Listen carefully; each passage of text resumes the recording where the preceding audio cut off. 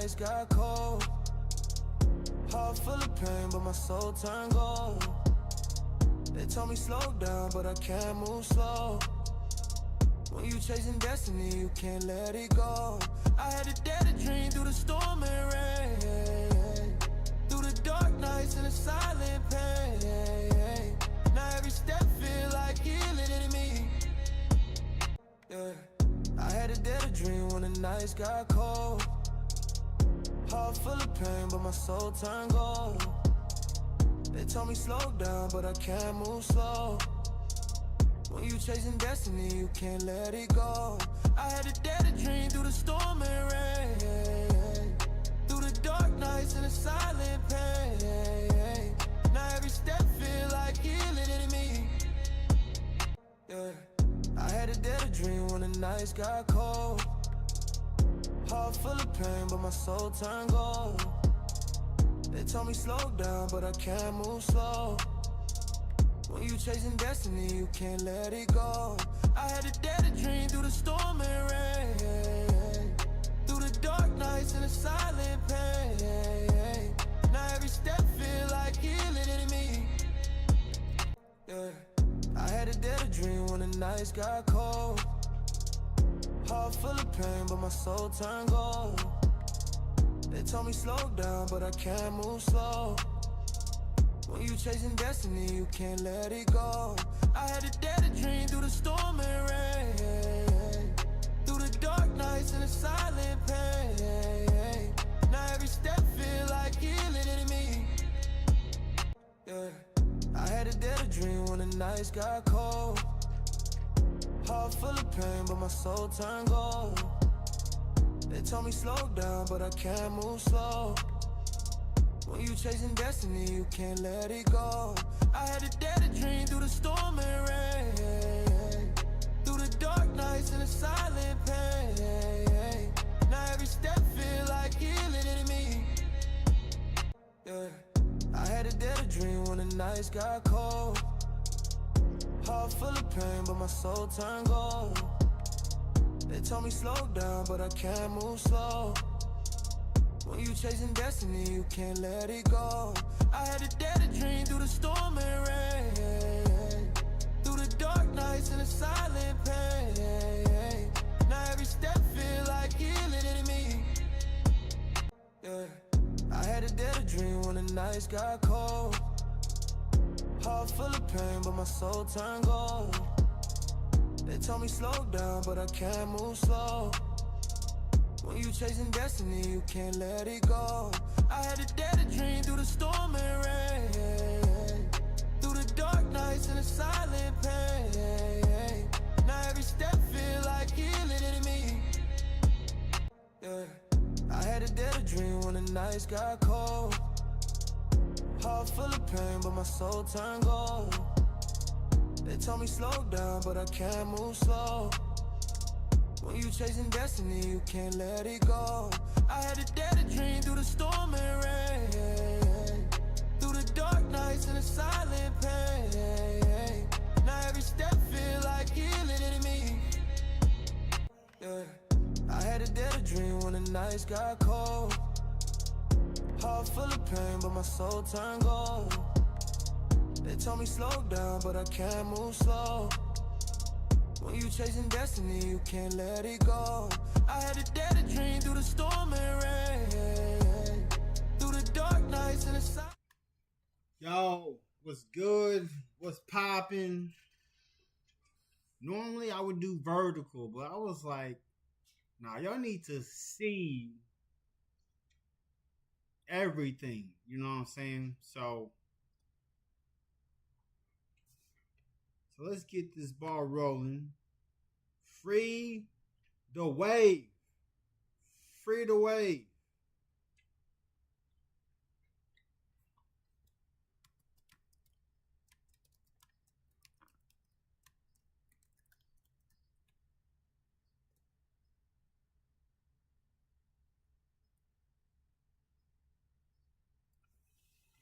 What is going on, people?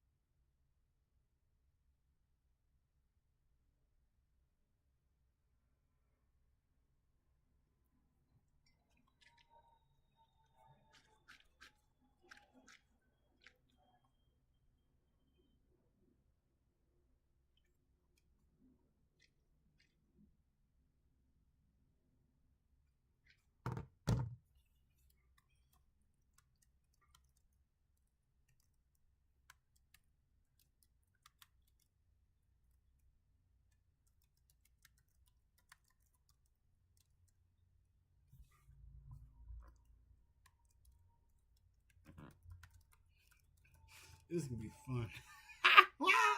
It's gonna be fun. It's gonna be a fun time, bro.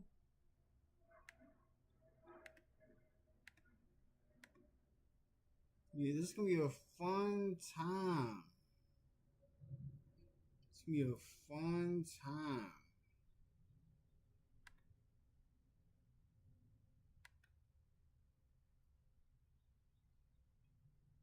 So, how's everybody doing today? Gonna get the ball rolling.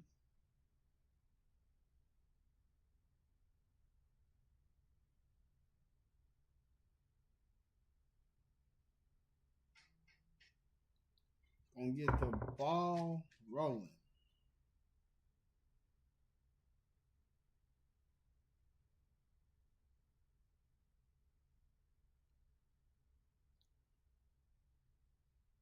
So how's everybody doing today?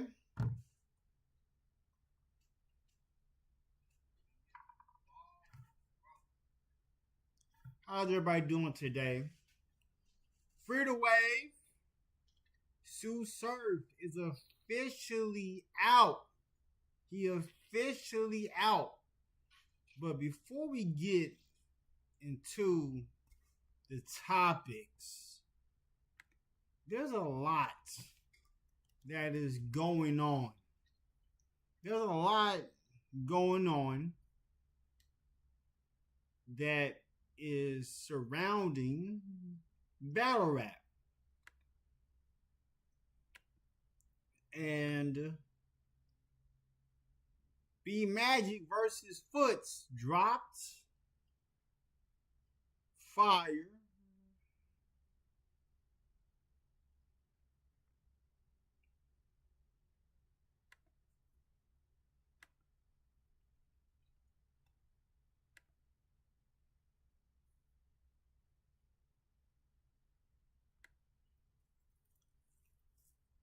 But let's see.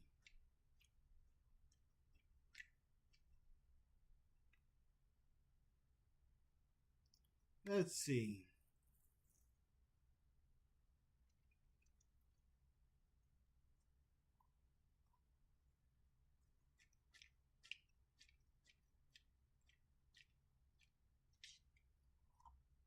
So, see how this goes. Let's see how this goes. Before I get into the topics,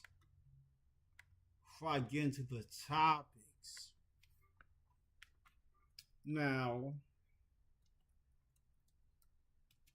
in the battle rap culture,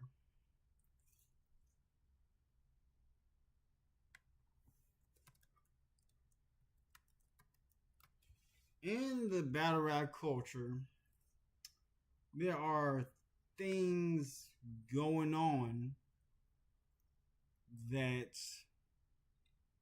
people just don't understand.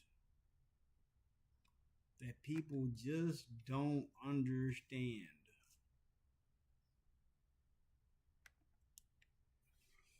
So,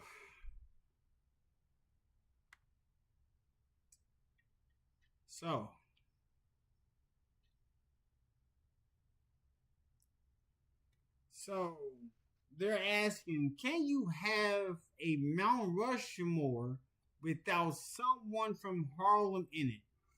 So you're telling me that there are people that think that every Mount Rushmore has to have someone from Harlem on it. Let me see. Let me see real quick.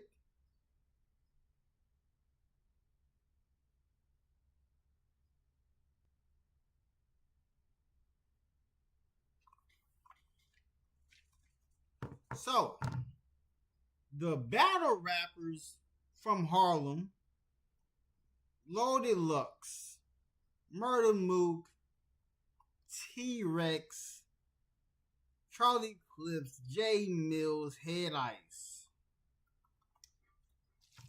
Then Charlie Clips fires back at bloggers. Listen. I stay as far away from the drama dealing with battle rap. I just watch the battles and I recap the battles. I don't recap what's going on outside the battle rap realm. So, my Mount Rushmore, make sure I'm looking at the camera. My Mount Rushmore is Loaded Lux, Murder Mook,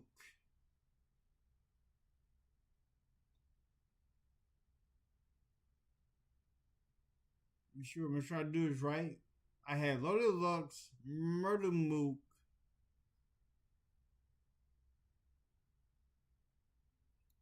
Iron Solomon, and let me see, because I'm picking the people who was basically the originators. So, Murder Mook, Loaded Lux, Iron Solomon, and Thesaurus. That's my Mount Rushmore. Could you argue that some spots could be took? Yes, you can.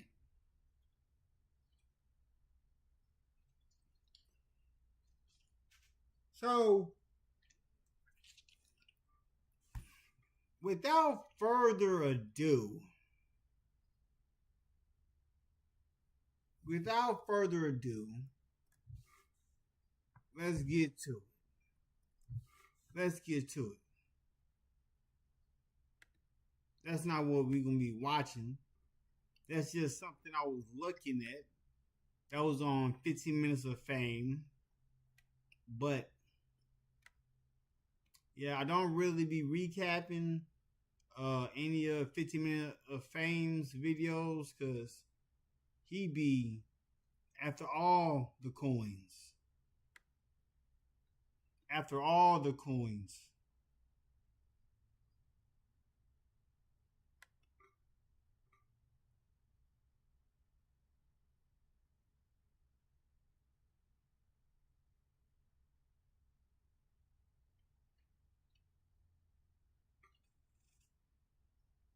Check this out. I'm going to show you how I afforded this car.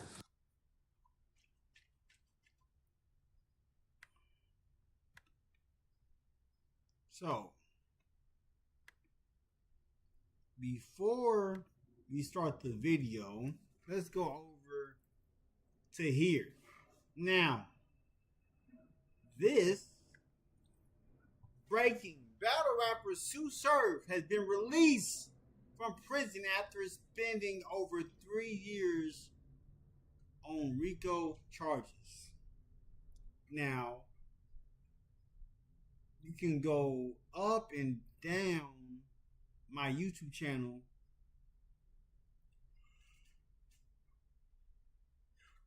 I have not once talked about Sue Surf in this manner. And looking at the engagement, somebody said he's welcome back to the crazy world again. Now, I would hate to be the first dude to battle Sue Surf fresh out of prison. You already know he's about to make up for lost times with both his family in the battle rap scene. Now,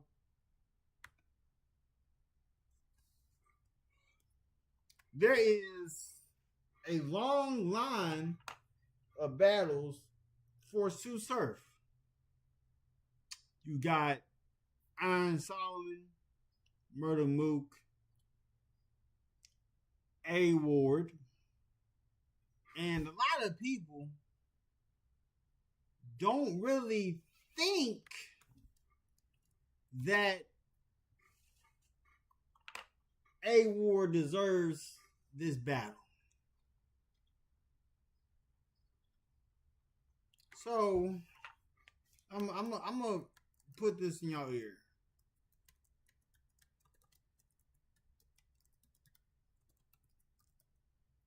Mm, mm, mm, mm, mm.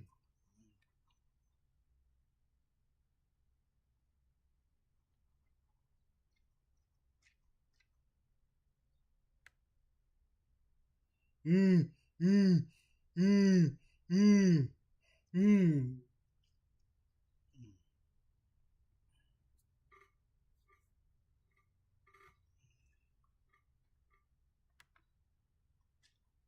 Now, look here. What does that say?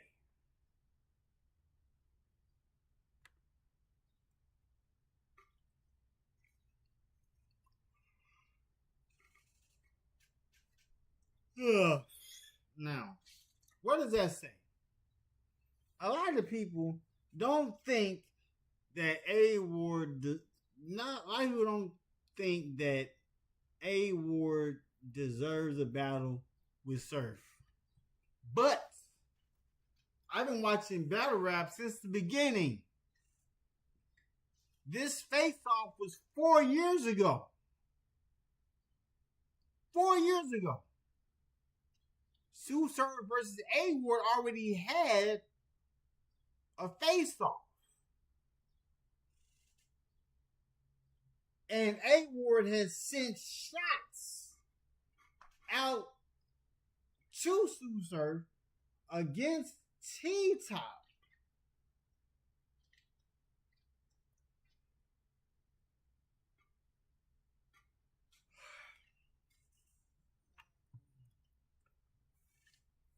And they got mad at me because I said I can't wait for Sue Surf and A Ward to go down because the face-off has already been done.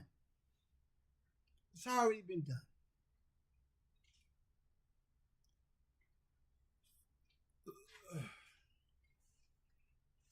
So as of now, all my videos will be done horizontally so that people can see everything that I am watching.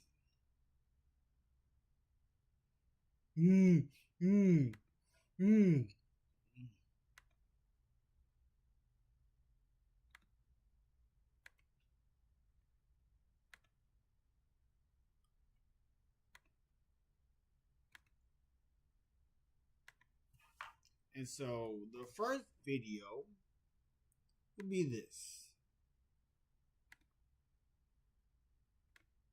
This is the first video coming from Life Priced. It's like, that's cool, but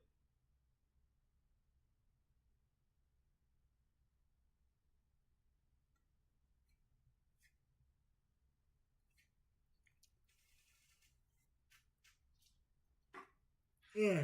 So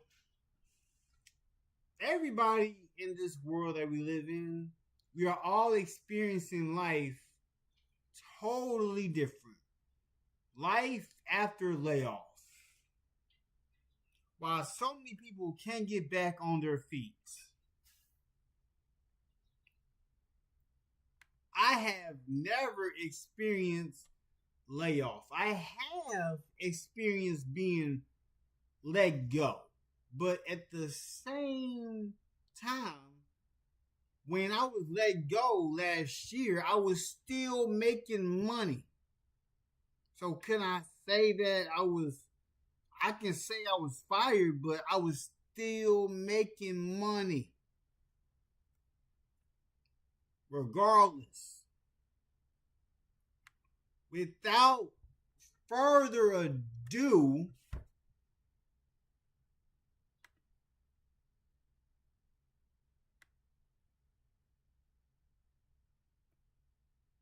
without further ado, let's get it started.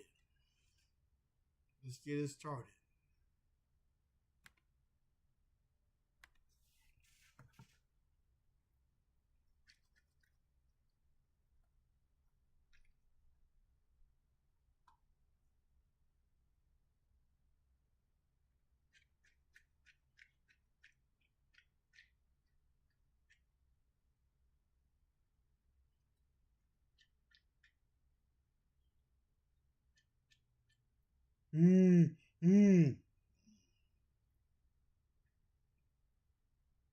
All right. Now, let's go.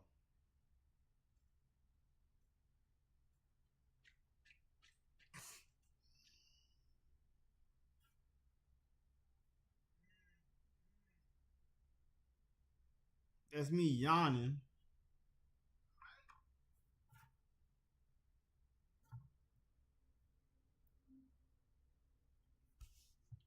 Speaking from experience, stress post layoff.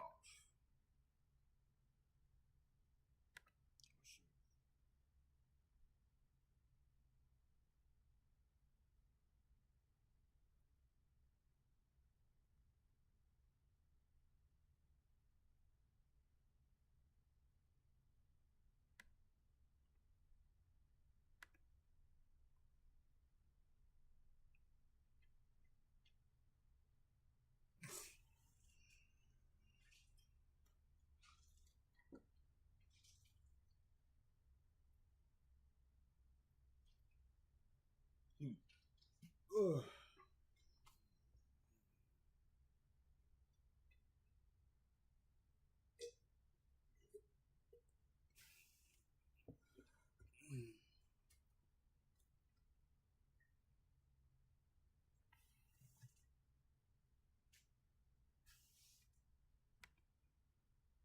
Speaking from experience, happiness and peace is all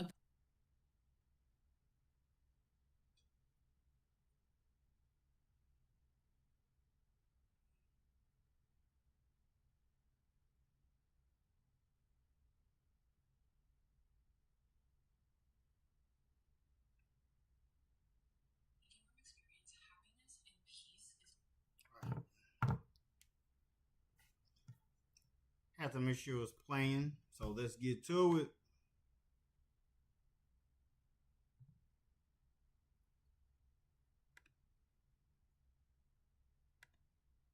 about mindset. I have been unemployed and job hunting for almost a year, but I find that I'm significantly less stressed now than I was while working at my last full-time job because I really didn't like my job. I was pretty miserable there. And now, even though I don't have a consistent income, I'm side hustling and I just really enjoy my lifestyle a lot better now. Despite your circumstances, you determine your stress level. I'm getting ready to do my first ever DoorDash. I just signed up for DoorDash and got approved. I'm scared to death. I'm scared to death, but I'm also tired of living in fear and allowing fear to hold me back. I haven't accepted the order yet, of course. I haven't even signed on, but I just wanted to go ahead and make this video and save it so that I can post it after I actually accomplish. Yeah, so a girl's gotta make some extra money, or money, period. Okay, and that's a whole nother story in and of itself. I'm scared. I'm I'm not scared safety-wise. I'm a huge introvert. I'm shy and I'm socially awkward, very socially awkward. And I can't hear. I was born deaf. So, yeah, almost completely deaf. Here's to conquering our fears. Stay tuned.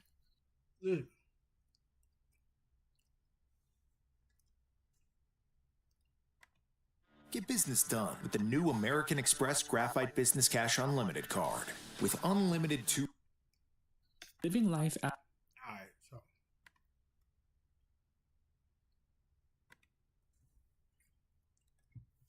I'm gonna say this. I'm an introvert. I'm a risk taker. I'm an introvert who is an entrepreneur. Like, I know I don't like talking like face to face, but I have accomplished doing that. I have faced my fear of that. Now I am able to work for myself. I am in control of my time in this world that we live in.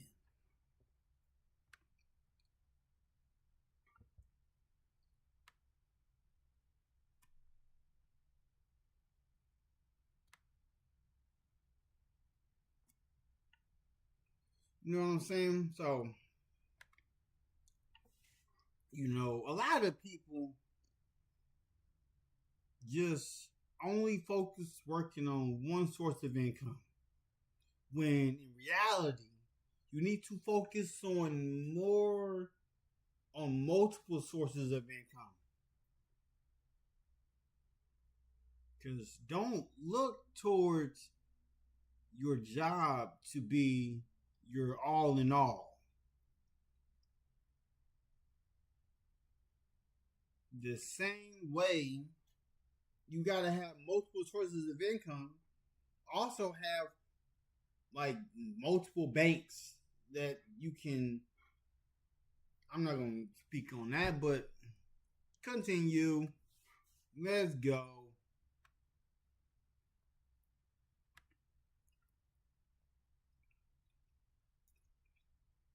What you got to say, Life Price? What's up? After a layoff is not an easy thing because the bills don't stop. You're going to have no income, and it's just very stressful because you're going to be spending most of your time searching for another job. And it's taking a mental toll on a lot of Americans right now who are going through these layoffs, because Oracle recently had a mass layoffs, 30,000 people who are now unemployed, looking for a new position, and it's just flooding the job market right now. It's just not a good time, especially since every single company, it seems like, is having mass layoffs around the same time, and they really control the labor market right now because a lot of people are forced to take lower paying positions, and corporations don't have to pay as much right now because there's just a huge candidate pool to choose from. But we're going to see very commonly, once a lot of tech workers get laid off, they're moving back to retail, fast food positions in order to get some sort of income, some sort of benefits, while staying afloat to pay off their bills. And also on their free time, they're going to be taking a look at the job market, applying to jobs. But right now, a lot of the tech workers right now are struggling. A lot of workers in general are struggling. And it's just a really tough time right now for people who are unemployed, living life. Take a look at the rest of these clips and let me know in the comments down below what you think. So I'm coming up on the 2-week mark of my layoff, and I'm trying to figure out what I want to do with myself. I was doing marketing. I've been doing marketing my whole life. I did marketing in college. I'm about to be 40 years old. I'm like, there's got to be something else. I started taking prereqs to possibly go into nursing, and I have so much to go. Like I'm taking one class out of 2 years of prereqs that I need to qualify for nursing school, and I'm just like, that's a lot. Like, do I want to do something that aligns with that, with nursing? Do I want to work at a hospital? Do I want to get into healthcare marketing? Do I want to just find some corporate marketing job to kind of get me along? I don't really know what I want to do. And when I sit down and really honestly think about it, what I really want to do is nothing. I don't want to do anything. I want to sit around the house. I want to just like take care of my kids and just like rest for like 5 years. Now that's not possible, not in this economy. So I'm trying to like figure out what should be my next move. I don't know if corporate marketing is my next move. I've done it in, oil and gas, energy, automotive is what I just left. And it's just like, I don't know where to go next. And I don't know what I want to do. Like, what should I do? Someone help me, please. Hi, this is an extremely vulnerable post for me. This is the first time I'm showing my face and talking in this capacity on social media.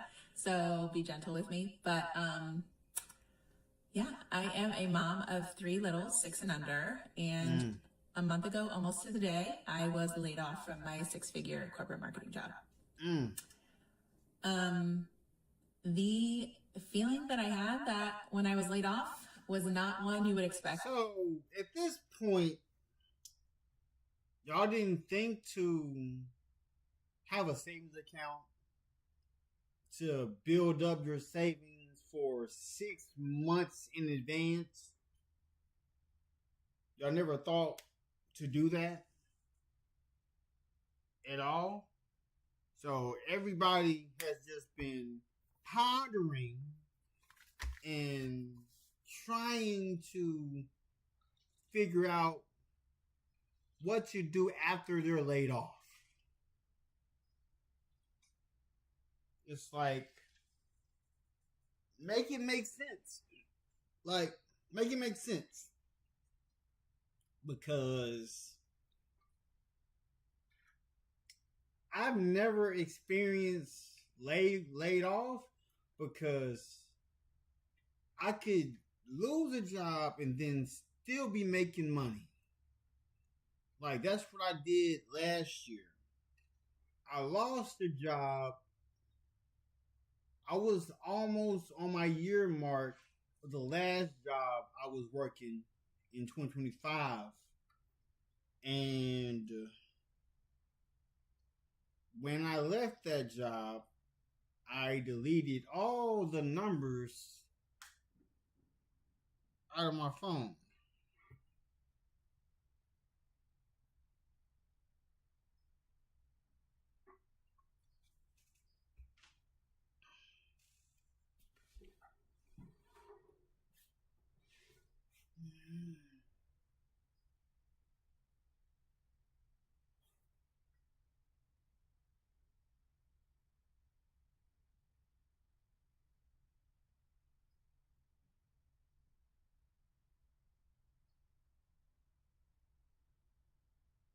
One second. One second.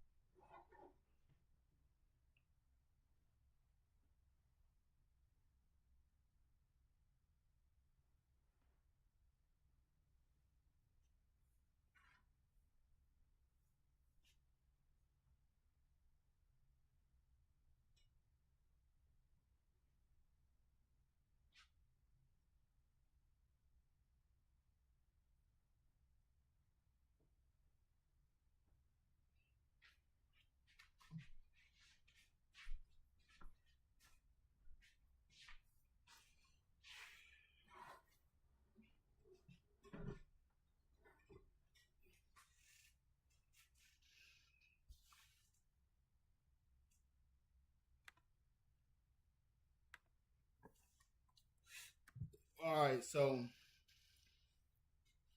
I spilled some things, and I'm gonna have to throw this away because my hands are just squeezing the ball, and then it busted open. So gotta throw that away. So, like, being laid off from a company, I've always been fired, never been laid off. It's like I gave UPS 5 years of my life. I gave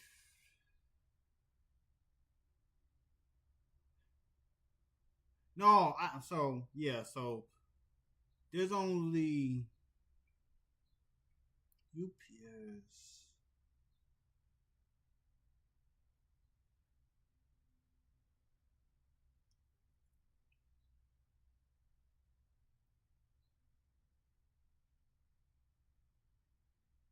Yeah, so the total times I've been fired was twice.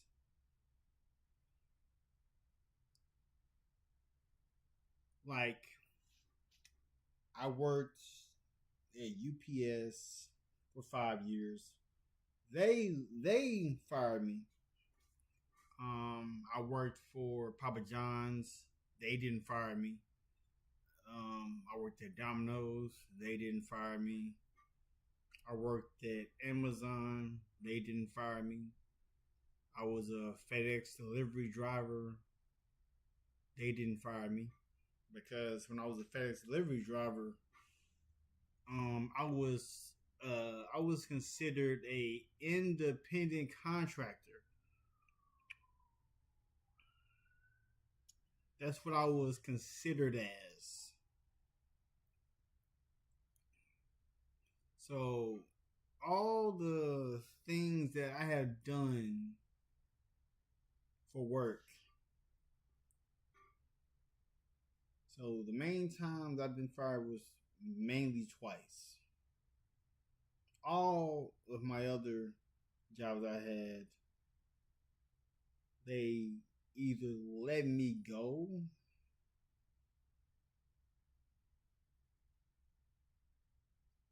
to say the least, because I have worked numerous jobs. Just like the last job I worked in 2025, that was my last 9 to 5. Because I was working 12-hour shifts. 12-hour shifts, so 80 hours every 2 weeks. Being a security officer for a hospital. Am I going to speak on what hospital it was? No. So that's that. Let's go back to here and let's see what's going on.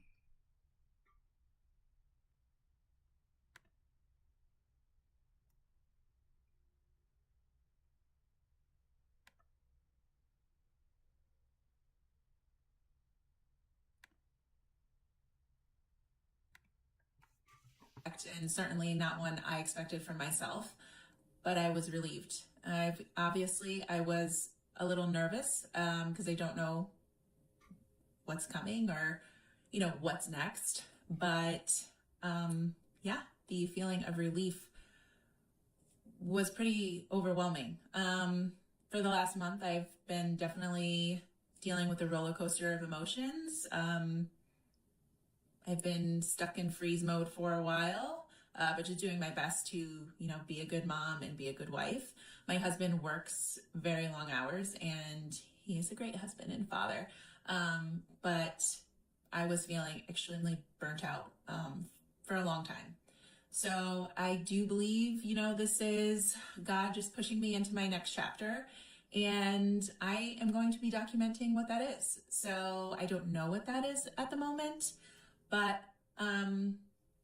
I hope you come along with me to kind of rediscover who I am, as a 38-year-old, just finding her way, finding her passions.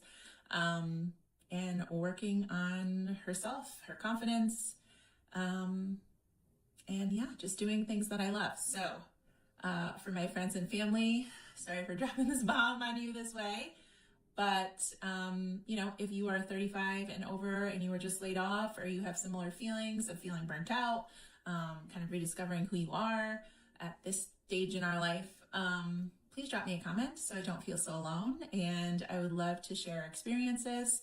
And yeah, hopefully you'll come along with me for the ride. So thanks for listening.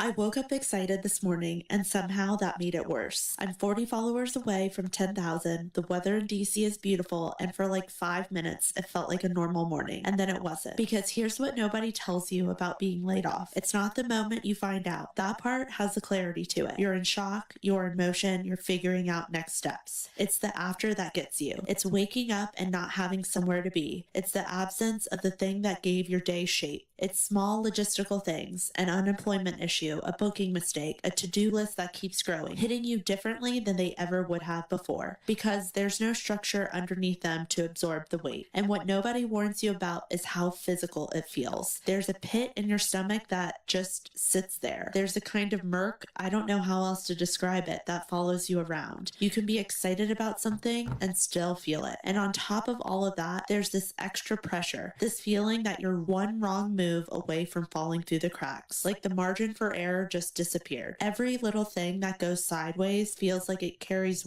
way more consequence than it should, because right now it kind of does. There's a lump in your throat that never fully goes away, the kind you could just cry at any moment and you're just hoping you don't. And then someone asks you what you're up to, how work is going, and you have to say again, I'm in between things. And just the act of saying it out loud takes the wind out of you every single time. The thing that makes it weird is that I know this job doesn't define me. I know that. But it gave me routine. It gave me a reason to get dressed, to think hard about something, to feel like I was building towards something. And without it, you're just floating in this in-between space where everything matters and nothing has a deadline. That paralysis is real. The inability just to start anything, even when you have a list, even when you know what to do, is real. If you're in it right now, I just want you to know you're not dramatic. You're not weak. This is genuinely hard, and you're not alone. We just need to take the next right step, even if it's just making your bed, replying to an email, or making yourself a cup of coffee. This is temporary, and brighter days will come soon. It's illegal to drive without car insurance in almost every U.S. state, but there's one thing you could try pretty much any time if you want to save money. So I just got laid off and I'm still in shock because everything happened so fast. They actually did me pretty dirty. Definitely hit me out of nowhere because we had just come home from our honeymoon and celebrating my 30th birthday. I'm in tech, so layoffs happen, but I just did not expect it to happen to me because I've been with this company for about 8 years. They know that we just closed on a property last month. My manager does not share the same sentiment as the decision makers, and that's enough for me to make my peace. Not too mad about the outcome because I feel like I accidentally manifested this. This is the first real adult job I've ever had. It was lined up before I even graduated college. So it's kind of scary but exciting to rebuild my career from the bottom up. My husband has been very supportive during this time and he's encouraging me to relax and figure out what I want to do next. I told my husband when we had first met that my engineering degree is strictly for decoration, not plan to work past 30. Somehow all of this just happened. So be careful what you wish for, you will get it. You will see a lot of me on TikTok. How many of you Gen X women been laid off a job and you had no clue it was going to happen? If you don't know, my name is Rita. I'm a 57-year-old Gen Xer, and I was laid off of my corporate job of 24 years in less than 2 minutes over Zoom. And I had $35,000 in credit card debt and $12,000 in student loan debt. And I had no backup plan and no savings. And I realized that this will be the last time that I would just depend on just one paycheck. So I just came on this app, guys, and I found digital marketing. I found a done-for-you digital marketing course that can teach me how to make money on this app. And we already have what it takes. It's your story. There are plenty of Gen X women on here making 5 and 6 figures because they believed in themselves and they knew that they had to do something different to get out of that 9 to 5 or just to find another job. For me, I'm building an exit plan from my 9 to 5. And if you want to build one too, comment purpose and I can send you some details. A lot of people who have been affected by layoffs recently really are reflecting on their lives, they are realizing that job security does not exist. If a company can just lay you off instantly without any notice, why do we have to do the same? We have to put in at least 2 weeks of notice before we leave our jobs, but employers can just lay us off instantly. How is that fair? A lot of people is wondering, and it definitely does seem like a double standard. But the main thing that we're taking away from this is a lot of us are expendable. A lot of the companies, especially the large corporations, view their workforce, the actual workers, as expendable, as an expense, and something they don't really take into account that it's a human being who is using this job to pay off their bills and survive and support their families. Why is it that you can be so close to your managers and your coworkers when you're working in a company, but then as soon as you get laid off, you're dog shit and they won't talk to you? Like, I know that I did good work. Because look, hold on, go back. Using this job to pay off their bills and survive and support their families. Why is it that you can be so close to your managers and... Alright, why is it that you can be so close to your managers and your coworkers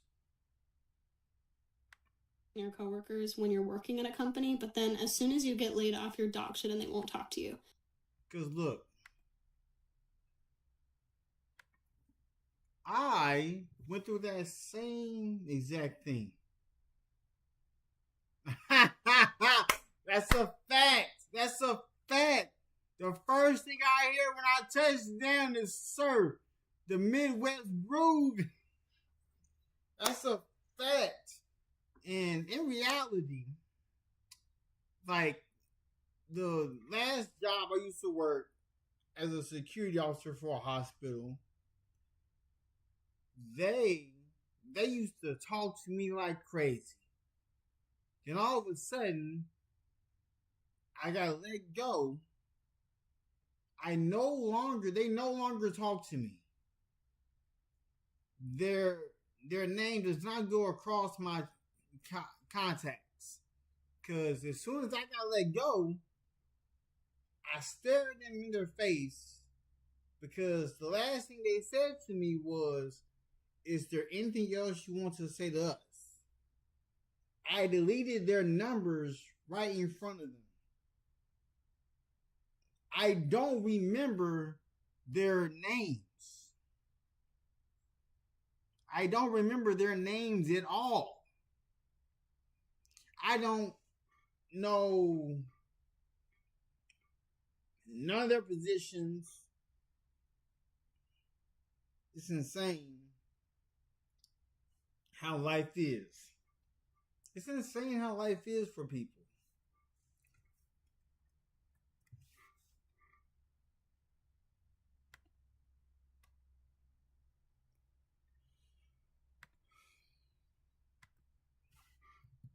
Like, I know that I did good work because I was told as much all the time. But when I got laid off, only 3 people reached out to me, and none of them were from management. And I honestly thought I had a good relationship with my manager. Like, I really trusted him. Just like people that I thought were my friends haven't reached out to me at all. And I know it's just business and like none of it was real and we weren't actually friends, but like it was kind of real. And I'm still human, and it's still kind of heartbreaking. I also didn't get fired. I got laid off because of a budget cut. So the least you could do is reach out and be like, "Hey, I'm so sorry." It doesn't take that much to make people feel like they mattered. A little life update after being laid off. Let's talk. Your girl feels good. Like, laid off life feels a little too good. It feels good, if I'm being honest. So I have officially been laid off for 1 month. And it's not bad. I'm able to like actually do what it is that I want to do. Like, I'm able to like really work for myself. My business is growing. I released a new collection, a new line, and it's doing well.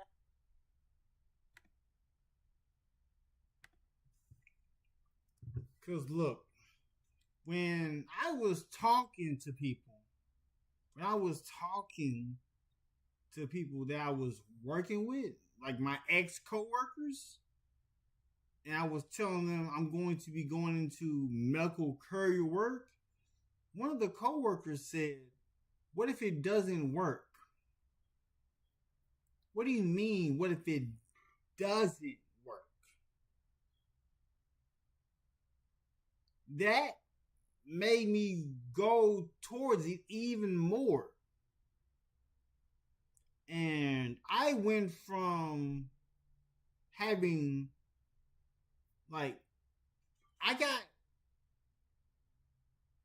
several contracts. I'm not going to tell you the exact number, but I got several contracts. I got several. So that means I could work every contract that I have at the same time. And I can schedule them as long as I want to. I can schedule them and work as long as I want to. So that's the best part in working for myself.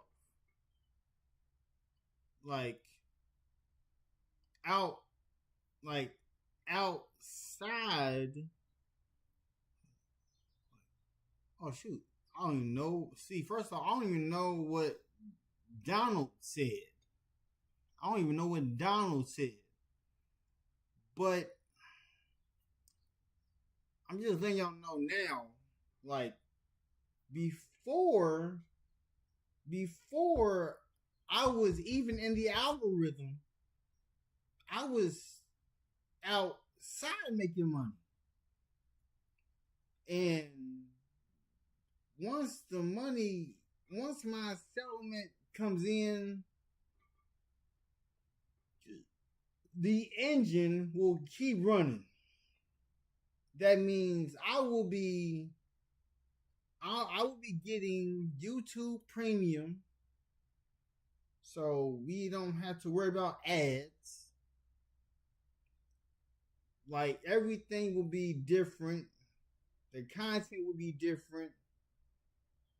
The cameras will be different. That second room, like, I won't be out in the kitchen, in the living room, creating content. I will be in the second bedroom. Like, I have created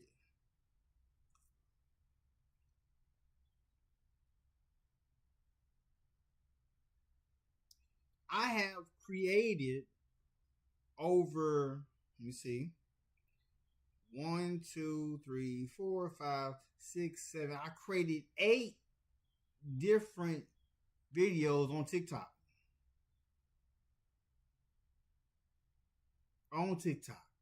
I got 4 of them already in rotation on the For You page.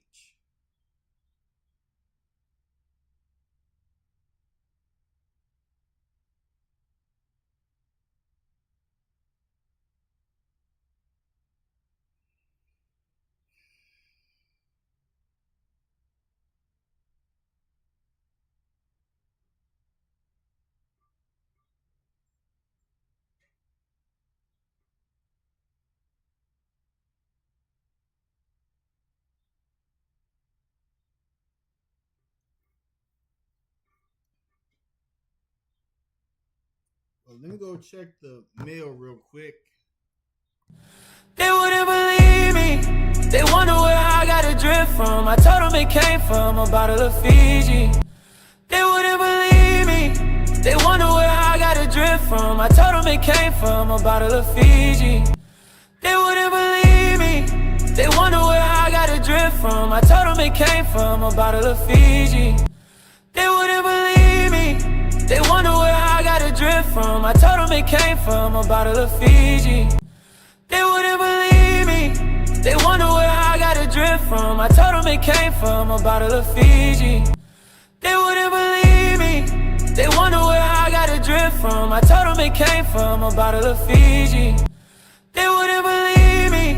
They wonder where I got a drip from. I told them it came from a bottle of Fiji. They wouldn't believe me. They wonder where I got a drip from. I told them it came from a bottle of Fiji. They wouldn't believe me. They wonder where I got a drip from. I told them it came from a bottle of Fiji. They wouldn't believe me. They wonder where I got a drip from. I told them it came from a bottle of Fiji. They wouldn't believe me. They wonder where I got a drip from. I told them it came from a bottle of Fiji. They wouldn't believe me. They wonder where I got a drip from. I told them it came from a bottle of Fiji. They wouldn't believe me. They wonder where I got a drip from. I told them it came from a bottle of Fiji. They wouldn't believe me. They wonder where I got a drip from. I told them it came from a bottle of Fiji. They wouldn't believe me. They wonder where I got a drip from. I told them it came from a bottle. Alright, so I'm just trying to get the bigger picture, because ever since I got let go from that job last year, business has been booming. Like, I already let the contracts that I do have to let them know that I told them as soon as I get a vehicle and when I'm back in rotation, because I'm going to have insurance going to be covered. Whatever vehicle that I get, because I already have it written down in my notebook on what vehicle I'm going to get. I'm already going to have the 6 months already paid for with the insurance on the vehicle. So it's going to be good. It's going to be good. I still don't know. I don't really want to. I don't think it was any of my worry, because I never saw it in the first place. So let's talk about it.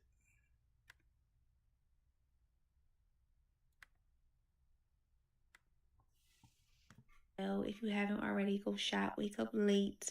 My website is wakeuplate.us. I'm doing more facials. I'm still building my esthetician studio, and it just needs to be set up, honestly, and it's just me procrastinating. But overall, life after getting laid off has been very freeing.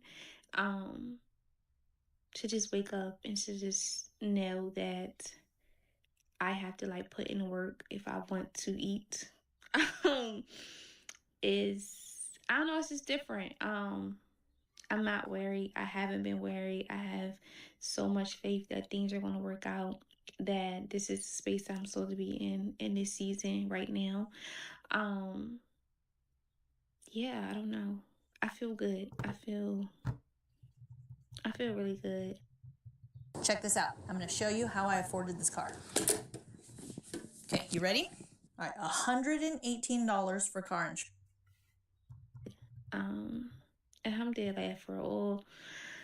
I don't know. I just feel good. I just feel really good. I feel like I'm in a car and it's moving and I'm in the driver's seat, but I have no control. I forgot that I was supposed to pick up my kids tonight. As someone who is a type A person, and someone who I have my shit together. I'm supposed to have my shit together. Today is Wednesday. On Monday, I was told by my boss that my name is on a list to be laid off, potentially. And tonight is the meeting to vote on that, for all the positions that will be laid off. So, what What do you mean? What do you mean that her name is on a list to be voted off? Is this a reality show? This don't seem like real life to me. This don't seem like real life. People are getting laid off. People are going to meetings to be voted off from the company. Does that make any type of sense to anybody in the world? It's like, I understand the algorithm so much to the point, if I was speaking hatred on these things, more people would be invited in here.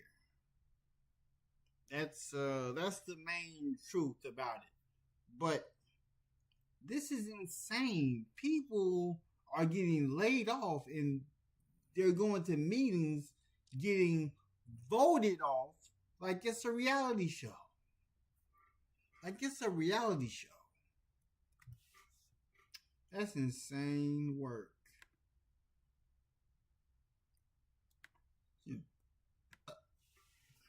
Ever since I was told that, I have been so distracted. Like, I feel like I'm in a car and it's moving and I'm in the driver's seat, but I have no control. I would love to keep my job. I love my job so much. And the fact that I may be losing it, especially when I'm the only one who cares for my kids. I don't live with anyone. We live on our own. I'm supposed to provide for my kids, and what the hell? Like, wow. It just sucks so bad. I actually haven't really, I don't know, I've cried about it, but I haven't really talked about it, and so right now, while I'm feeling so overwhelmed, I just pulled out my camera because I need to talk. I need to wipe my tears because my kids are going to say, Mommy, you look crazy. So, I feel much better. Okay. I feel crazy when I'm talking to the camera and crying like this, but it makes me feel so much better and it's necessary. So, okay, bye. In this economy, you can't afford not to prep for a layoff. Hi, my name is Bethany, and I'm a personal finance girly who doubled her income in 4 years and has a 6-figure net worth. And yes, I've been laid off. If you work in a job or an industry where layoffs are common, here's what you're going to do to prep for it. Your first step is to have an emergency fund with 3 to 6 months of living expenses. Unless you work in an industry where you know for a fact you'll be able to get a new job in a month or two, I would actually recommend you go on that higher range of that 4 to 6 months. This additional runway can help with peace of mind and your ability to be very thoughtful in your job search so that your next position is right for you and is a fruitful career step as well. Prep your job search basics. This is going to include having your resume updated, making sure you're including your most recent performance and your metrics on that resume. Also, make sure you do some research and have a couple of companies or job titles that you would be interested in getting if you were laid off so that you know where to begin your job search. Know your state's unemployment information. Know where the website is. Know how much money you would be possibly getting from unemployment based on your current salary. Know when you have to submit your application for unemployment in order to get the max amount. Getting laid off is incredibly stressful, so having some of these things prepped ahead of time will decrease your stress and also increase your chances of getting a new job sooner. He had a life insurance policy. Ethos.com. In 10 minutes, you can be covered with life insurance. I got laid off from my job of 3.5 years, and I have no idea what's happening next. So I've had a little bit of time to process this. It's been almost a week since this happened. So truly, I've just been sitting with it, feeling what I feel, and just processing the whole thing. There's really not much of a story time per se. It was just a normal day until it wasn't. Basically, they said it was just due to sales and restructuring, and with that, my position was affected. So not really much to tell there, but I will say, I wish they would have just done it that morning, because obviously they knew that was going to happen, but it would have been nice to not have gone through the entire day thinking everything was normal and fine when obviously it wasn't. I guess neither here nor there. That is what it is. It's definitely a crazy feeling because I've never not had a job since I was probably 16 and I'm now 28. So this is completely new territory, just different. Like it's just a different feeling that I've never felt before. So processing that is just a thing in itself. From the business aspect, I know it's not personal. It really was just numbers on a spreadsheet kind of thing. But I genuinely thought some of the connections that I formed there were deeper and bigger than the job. So that part I took personal, not the me getting laid off, but like the after part of it, I guess. 2 people reached out to me, which I will forever be grateful to those 2 people. But I was just like a little hurt. I mean, my feelings did get hurt. Yeah, they did. Because I was like, if I was putting myself in someone else's shoes or if like roles were reversed, like I would want to check on someone that I genuinely cared about, regardless if we were going to work together or not moving forward. Because at the end of the day, we're all human. And so that was kind of a wake-up call, I guess, that it really wasn't as genuine as I thought. But that's okay. And I also understand that, like, nobody owes me anything. Like, no one has to reach out. No one has to check in. Totally okay. We just move forward. That was just something I was sitting with at the very beginning of this. I genuinely do believe, though, that when one door closes, another one opens. It's hard to see what that looks like right now because I don't know what's happening next. I don't know where I'm going, like what I'm going to be doing next. I know I'm going to be okay. I know my family's going to be okay. And the one thing that this has taught me, and I know I've heard this so many times, but I guess until you like live it, you don't really think about it, is that the only place I'm not replaceable is my home. Don't even really know why I'm sharing this because it is such a vulnerable thing to put out there. I was really embarrassed by it. Like just saying I got laid off like embarrassed me. And it kind of still does to an extent. Also, at the end of the day, know that it shouldn't.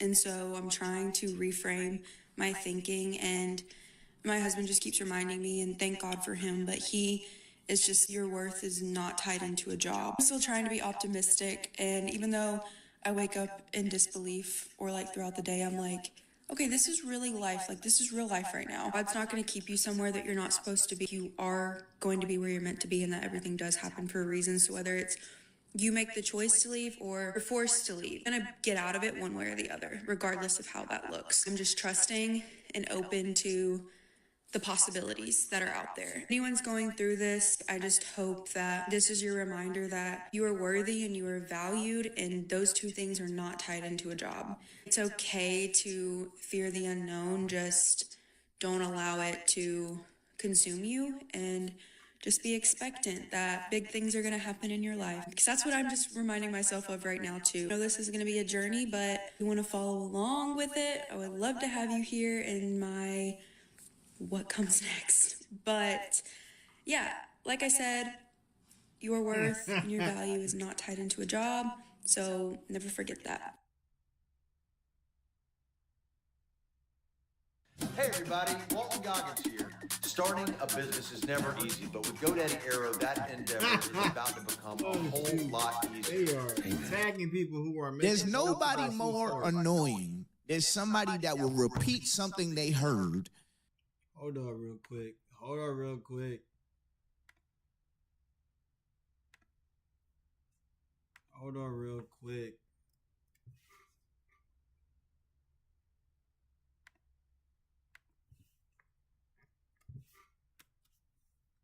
Hold on real quick.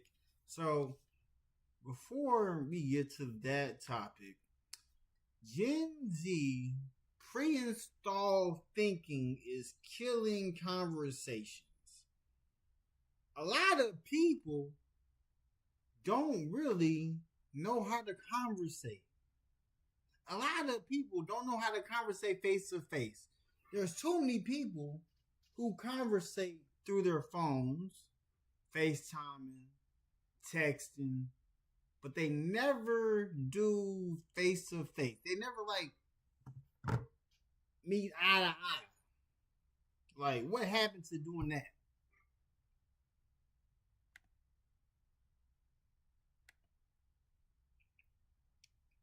So, let's see.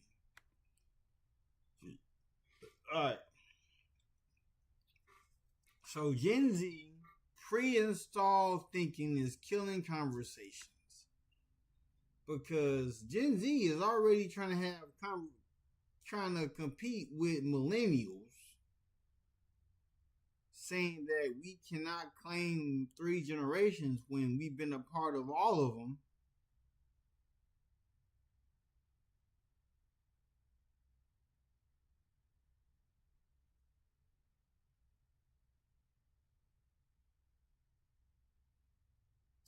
This man has some profound thoughts. People are willing to give up their ability to think for themselves in order to fit in. I do. Listen, I'm a risk taker. Working for myself. I don't got to answer to people. People, y'all got to understand. Y'all got to understand. I don't have a care about fitting in. I'm not on this earth to fit in. I'm not on this earth to be friends with every person that I walk past. What do I look like doing that? I don't know. I just made 8 different YouTube. I made 8 different TikTok blogs. 8 different TikTok blogs.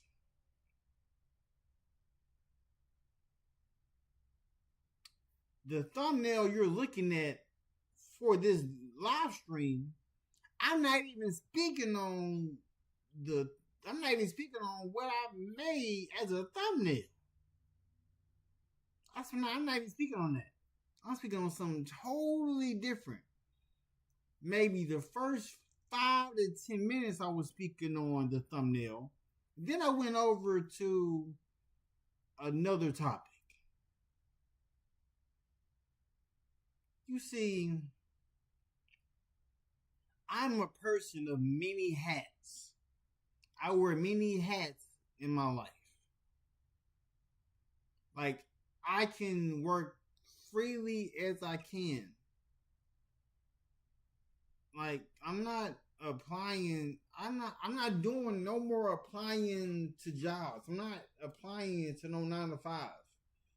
I'm an entrepreneur. Because every job I've ever worked, they always ask what you're doing outside of here. They always want to know what you do on the outside of your job.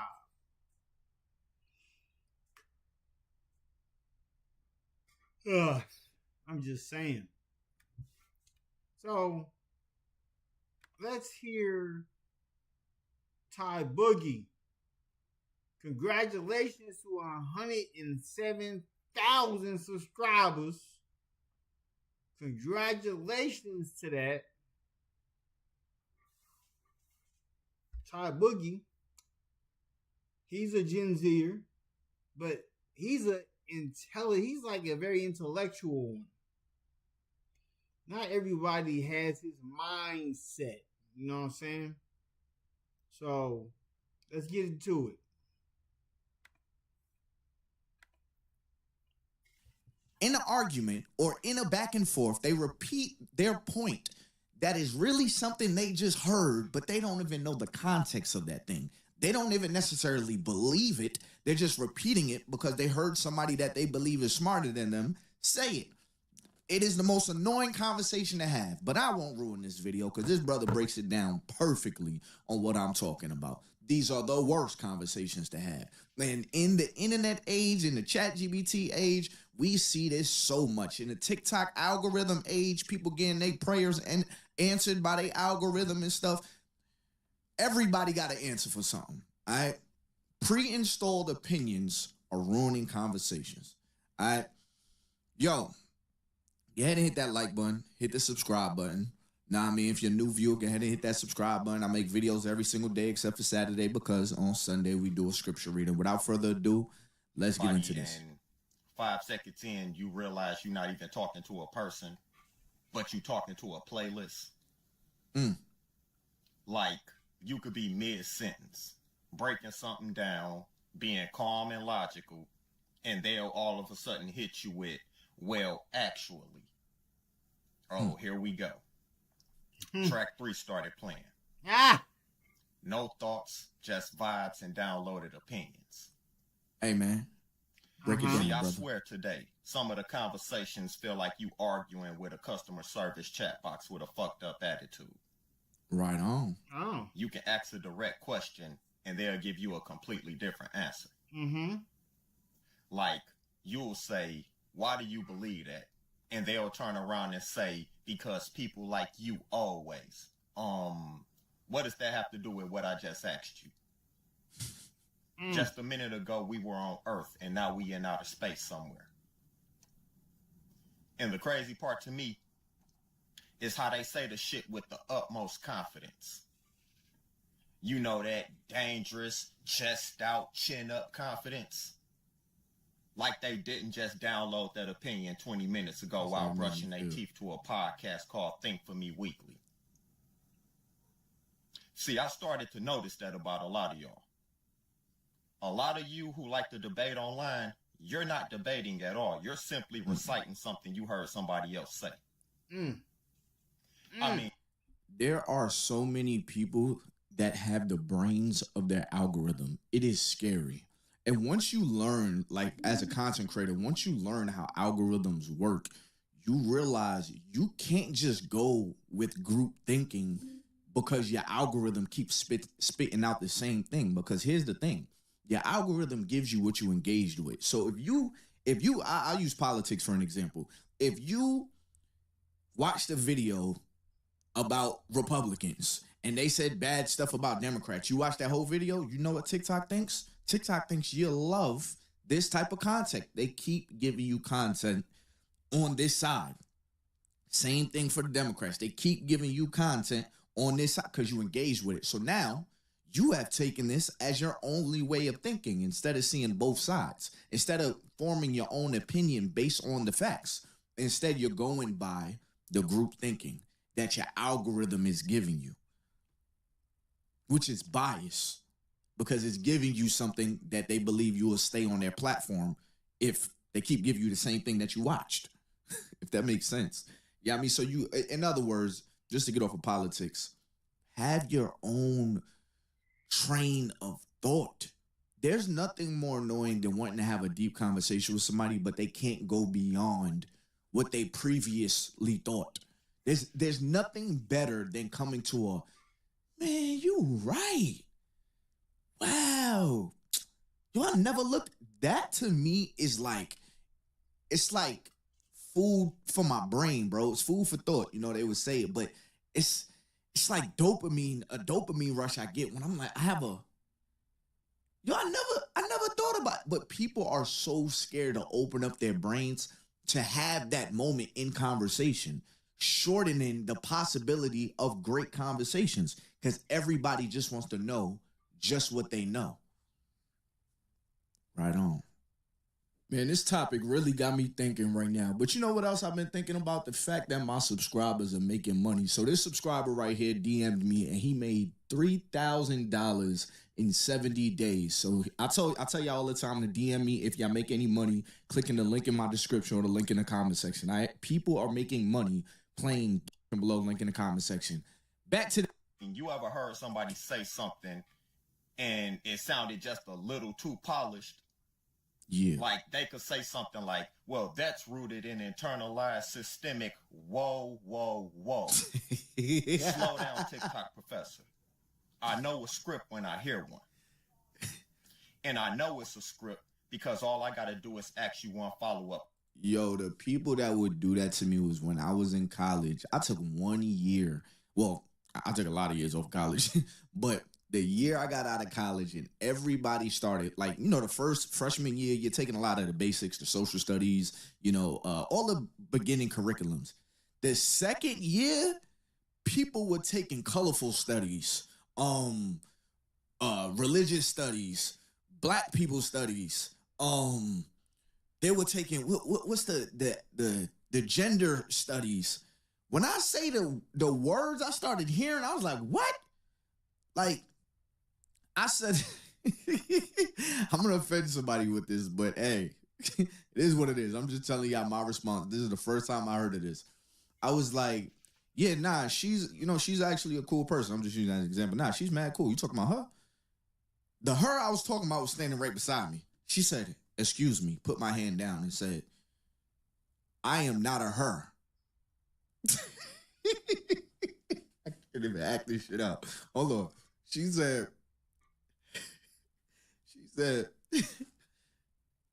said, excuse me, I am not a her. She said, I'm a they. I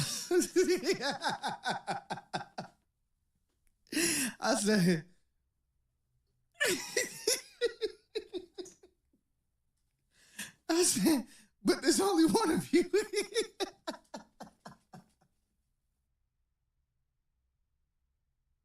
Drive time made this whole process so easy. Last time I bought a car, it was traumatic. I even brought my husband for backup, but I didn't need him. She said, from now on, do not use the correct pronouns. That is a social construct. She started calling me a cisgender. I'm like, whoa, what is happening? Just last semester, I was a he, you was a she. Where did this come from? Like, where did this come from, bro? Like, that, when I say, she was like, refer to me as they. I was like, but it's only one of you. This is when I knew the world was changing. Question and suddenly, system error. Buffering, emotional damage detected. And now they mad because you called them out. Not because you wrong, but because you went off the script they was going off of. And you weren't supposed to do that. You were supposed to play your role. And by play your role, I mean they had responses lined up like a whole Netflix series and you basically skipped the episode. And then here's my favorite move. You can ask them, break it down in your own words. And you will hear nothing but silence. And I'm talking about the kind of silence where you can hear their brain opening up Google and looking for an answer. They start stuttering, saying shit like, well, you know, it's just like, basically, no. Don't basically mean now. You was just don't defend something you don't understand. And now you sound like a nigga who got to read with their finger under every word now. Okay. See, what people call having an opinion today is really just them joining a team. And then once you pick a side, they hand you phrases, enemies, an outrage package, and a starter kit of things that you're not supposed to question. No thinking is required at all. Just repeat after me. And don't you dare step outside that script. That's when I realized that was when I was like, yeah, I have an opportunity to grow in this content space, because at this point, when I started hearing like the red pill stuff, I'm like, everybody is repeating the same things. And it made me believe, like, are any of y'all venturing out to find out if these things are true? Are you going based off of life experiences, or are you just repeating what somebody on a podcast said? That's when I was like, I'm different. I'm really different. Like, my opinions on a lot of things just be different. And I'm super okay with that. That's what I'm like, hey, man, not a lot of people going to agree. Like, I did a video about dating women with kids. That is like one of my biggest topics that people don't agree with. But it's okay.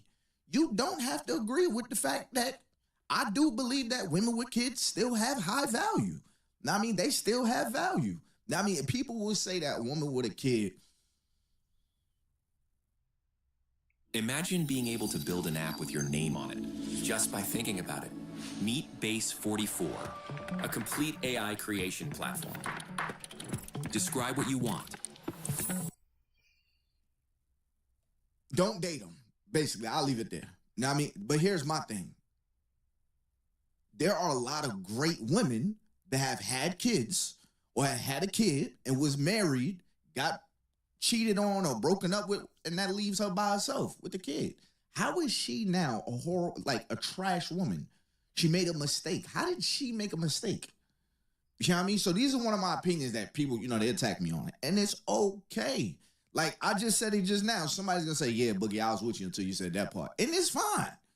But this is what makes human interactions so fire. I have an opinion and you have an opinion. We don't have to agree in order to still respect each other, to still be friends, to still agree with other topics, to still laugh together. But in today's day and age, people think the only way to be in the in crowd is to agree with everybody. I think I have more success in life disagreeing with the masses. You know what I mean? Because the masses are usually follow the leader, follow the leader. That is exactly what the masses is. Like anytime I imagine like the mass, a large group of people, I imagine there's 2 doors to get in a building. Now, I mean, everybody is on a long ass line to get in this one door. And then one person, or maybe 3, walks over and said, hey, anybody thought to open this door? And the door's open. It's unlocked. But nobody tried it because why? It's easier to follow the leader. And that's how people pass information on and have, their way of thinking nowadays instead of having their own life experience and testing out the waters themselves. Oh, they get nervous when you start thinking for yourself.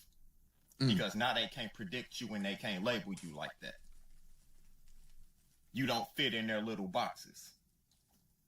You not left, you not right wing, you not red pill, blue pill, alpha, beta, pro this, anti that. No, it's just you standing there like, I heard what you said and I actually processed it. Mm-hmm. And now they looking at you like you just broke the damn game. Crazy world we living in now. And then that's when it hits you. Most people today aren't stupid because I used to think they were. That's too easy of an answer. No, the problem with people today is they're socially programmed. They traded thinking for themselves for a sense of belonging. Because thinking for yourself might actually get you to the truth. But repeating the acceptable script that everybody's going along with, they get you accepted. Facts. Mm-hmm. So now we living in a world full of people that are terrified of being wrong, but they completely comfortable with being unoriginal. Just walking around sounding like a Twitter thread.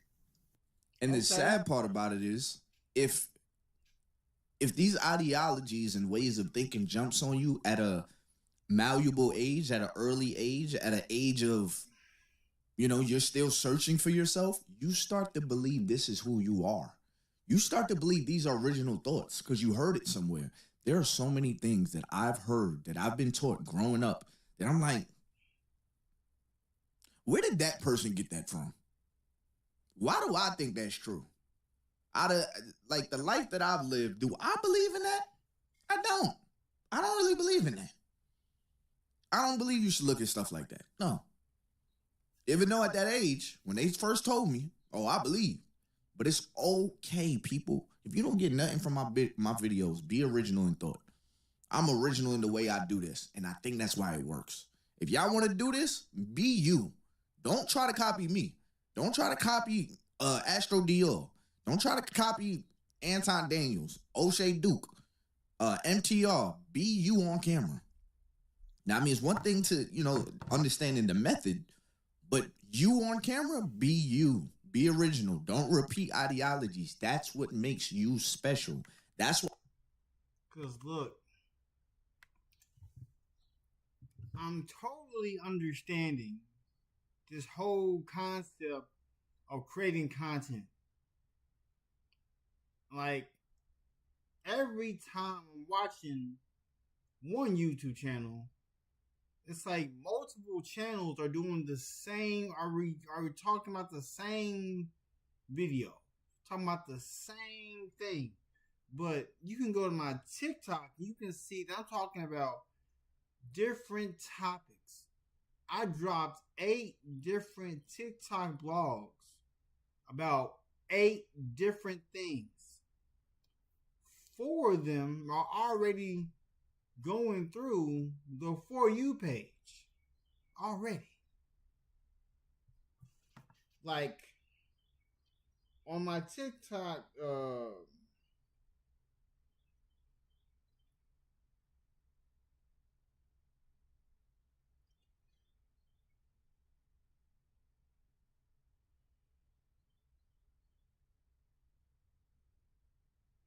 so I got 1, 2, 3, 4 videos going through. Also, my comments are going through. So I got one of my videos, over 1,300 people have seen it, 53 likes, 7 comments, and it is still going. It's still going. Just like when I look at my YouTube channel, I have over 1 million views as well. But there's a lot of people who have the same number of subscribers, but they don't match my viewership.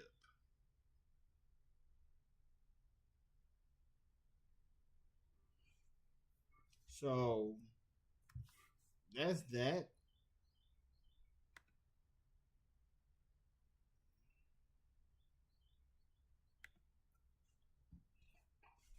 Go get some to eat though.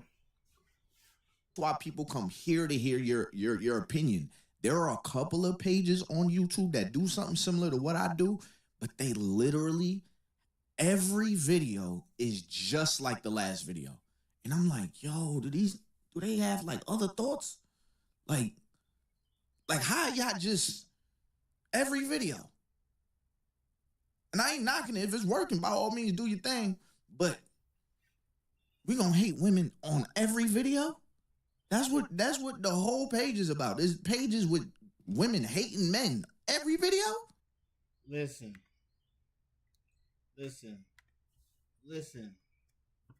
There are videos down my For You page on TikTok. There are, before I go get me something to eat in the kitchen, like y'all see every one of my thumbnails, you don't see the same. I make multiple thumbnails every time. I created an app for my videos for myself.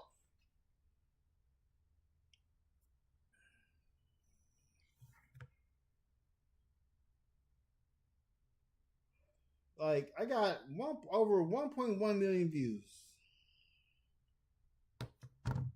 I started off talking about battle rap. I talked about battle rap media first.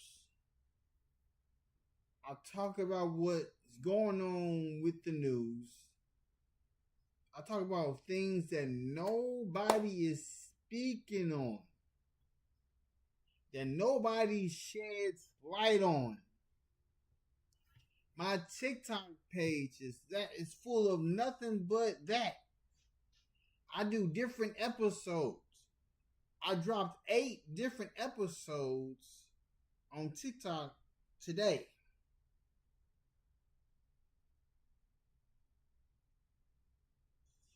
Like, I'm getting likes. People are adding my videos to their favorites. People are commenting on them. People liking my comments on other people's pages on TikTok.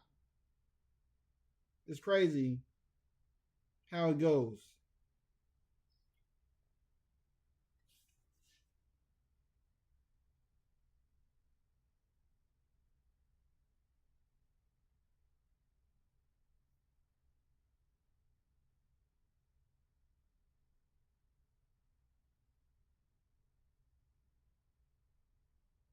it's like on TikTok, I see nothing but single people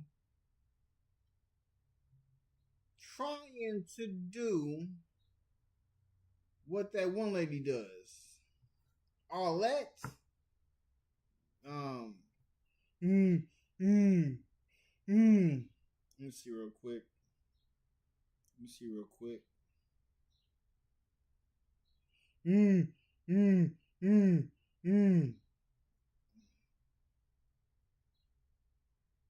Yeah, the lady that did the pop the balloon.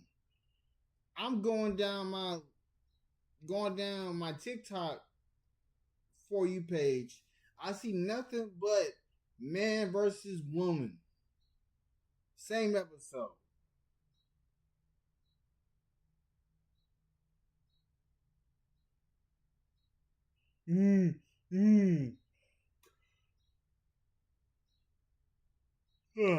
But hey, what can I say?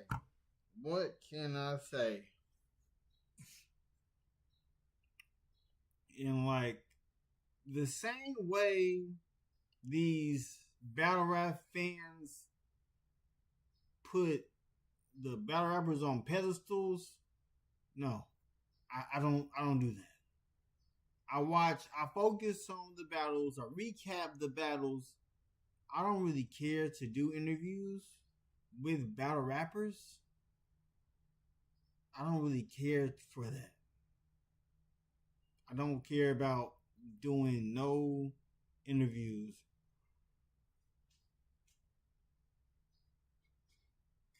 Because at the end of the day, I don't create content to make money. I literally do this just because. Once I get back to working outside, then I'm going to be back to doing what I regularly do on here, which is Monday, Wednesday, Friday. I'm not on camera 24/7. I'm on camera 24/7 now because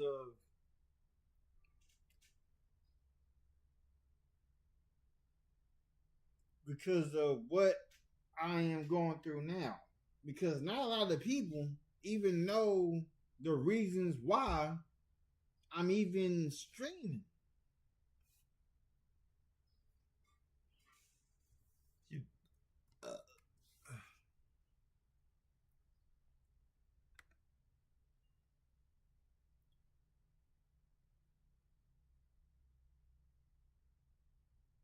Oh, goodness.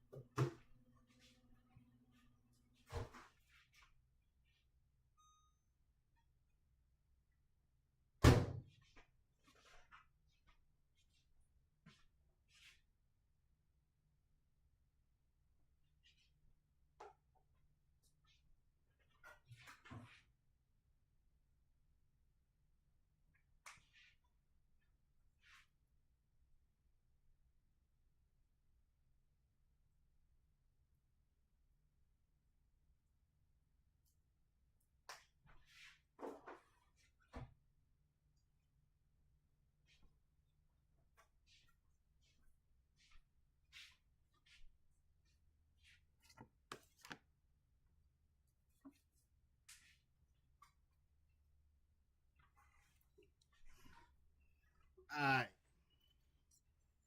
got.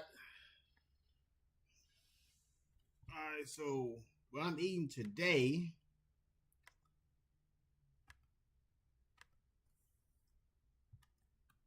Alright, so what I'm eating today, it has shrimp, broccoli, chicken. It's like shrimp, broccoli, chicken, pasta.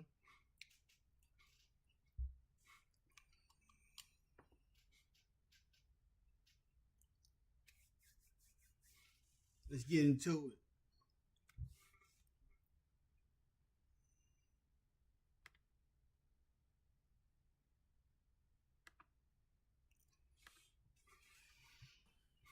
So now what? You know what I mean? Like now what? God is good. God is great. Then you find out these people's lives and you like, Amen. Motherfucker, you don't even live like this. You just feeding the algorithm. And I'm believing you because you had a lot of followers. That's the way of thinking of people in today's generation. They got a lot of followers. I trust them. I'm going with it. How many times has crazy allegations or crazy moments or crazy things on video got caught happening to your favorite influencer or whatever? Ain't gonna happen to me though, but I'm just saying. Have original thought, bro. It is okay. I think one of my favorite classes in high school, I don't think I know, was when we started debating, the debate class. A comment section or a half-finished podcast episode. I ain't even finished the whole podcast. You seen a clip on TikTok. Meanwhile, I'm no over context. here asking questions like, why do you believe that? Where did that come from? Does that shit even make any sense? Folks but get they offended looking at when me you start like I'm asking the that. weird one. Like I just committed a crime called independent thinking. Okay, I'll take that one. All And then women will here's the hurt cold you, part bro. about it.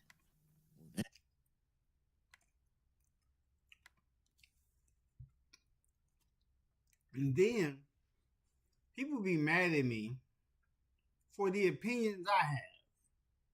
Because I be on Twitter. Majority of me being on social media. If I see something come from TikTok For You page to Twitter, that's when I give it some talks.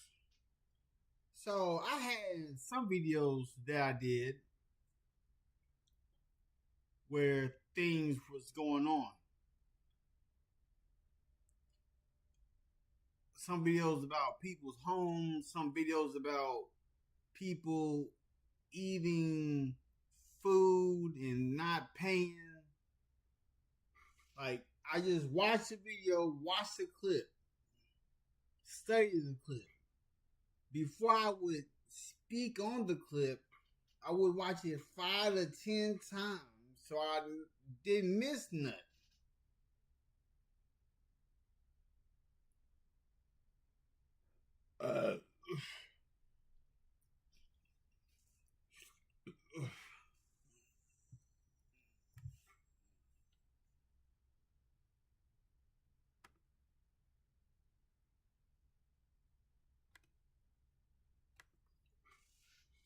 Damn.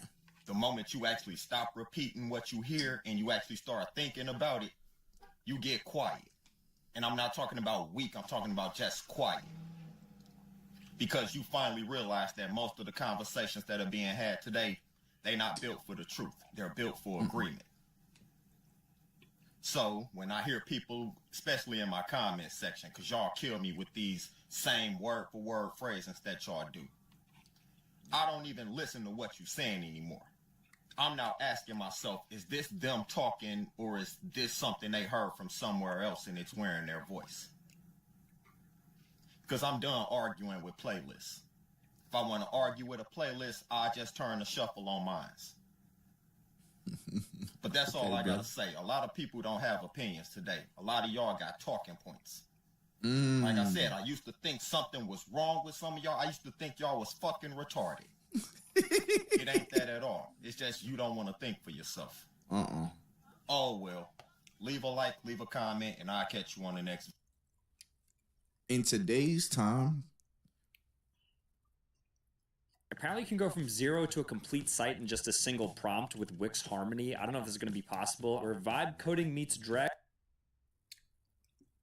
it is very hard to have deep conversation with people. This is so true. You're trying to let y'all know.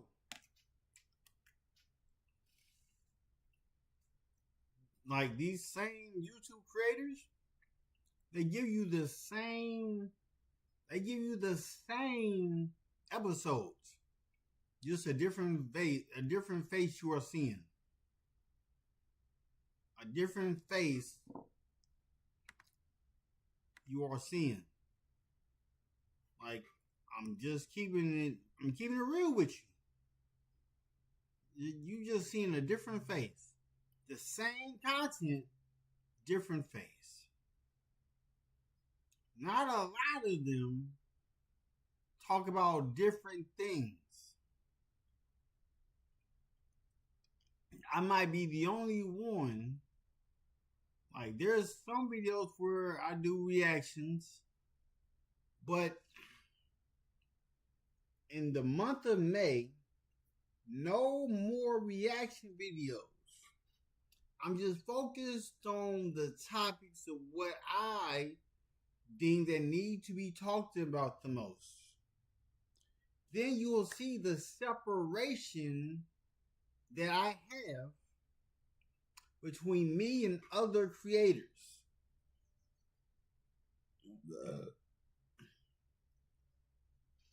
I've been creating content since February 29th, 2020.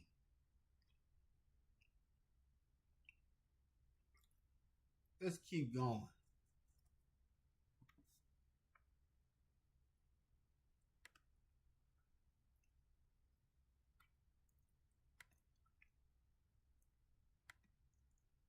True. Like, as he's talking, I'm just thinking about it. It's so true. I suck at surface level conversations. Like, I'm getting better at the, hey, how are you? Oh, I'm good. How's the kids? Awesome.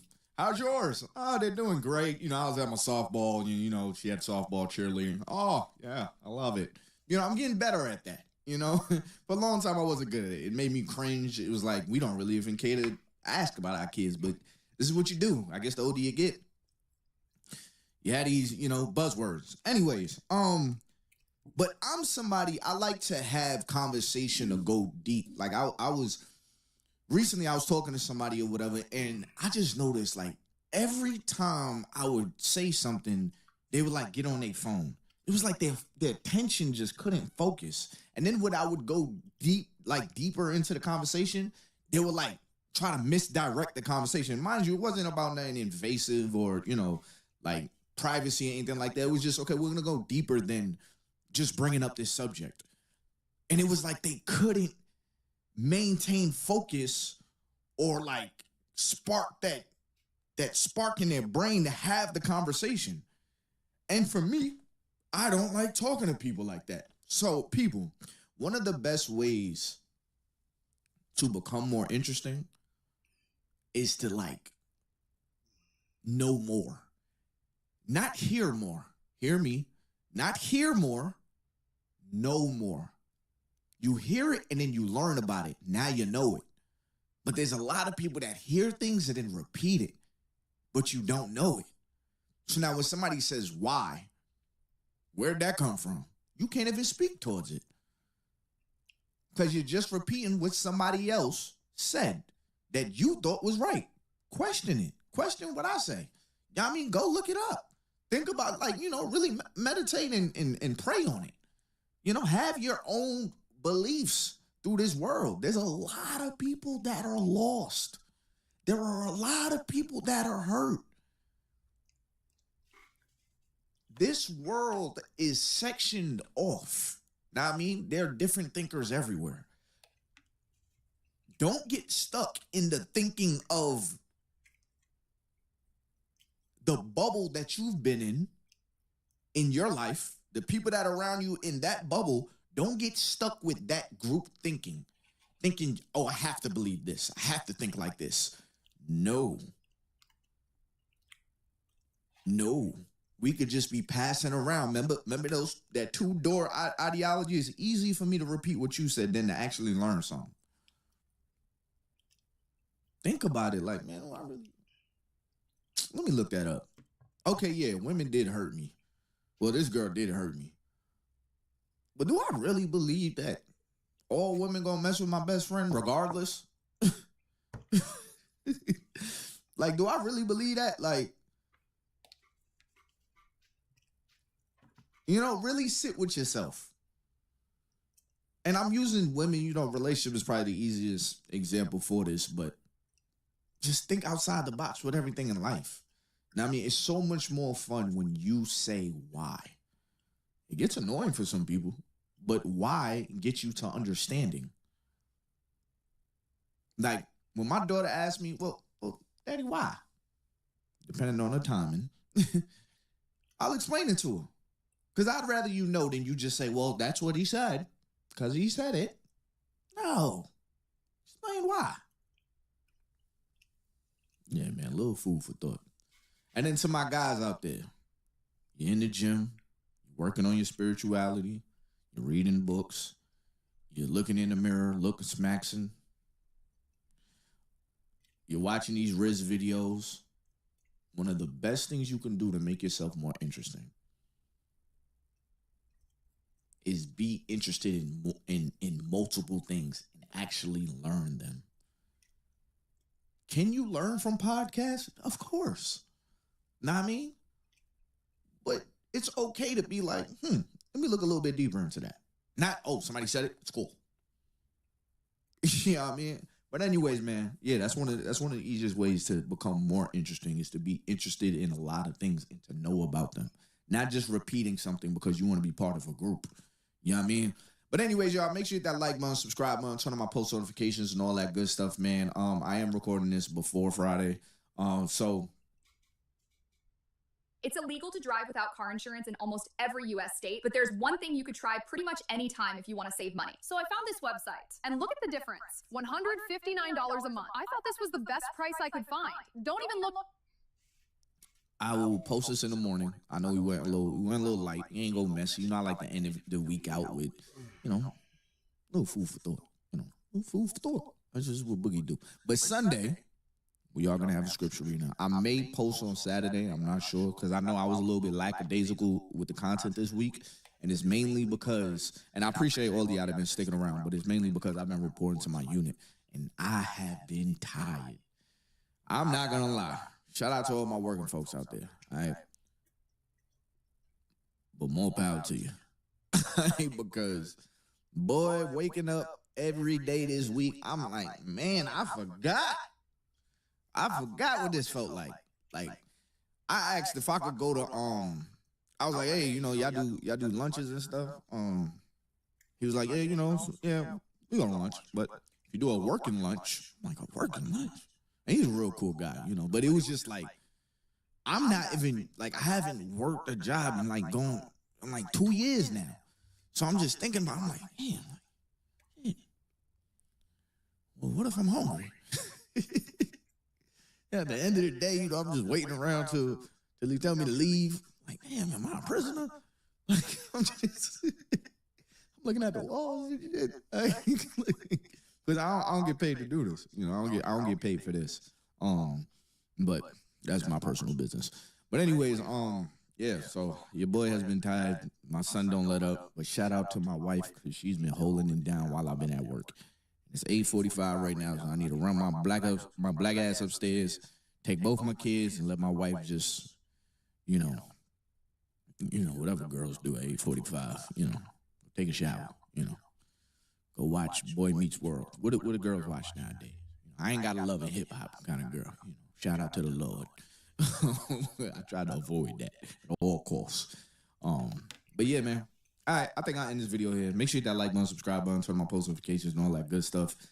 Give her virtual hugs, man. Today, this week, reading the comments, I just really was really appreciative of my people this week. You know what I mean? Because y'all really ride with me, and I appreciate that, man. But anyways, y'all, it's been your boy Ty Boogie. I got to get out of here. Until next time, man, I'm out of here, man. Peace. I would say good morning, but it's not a good morning because my husband just told me he's...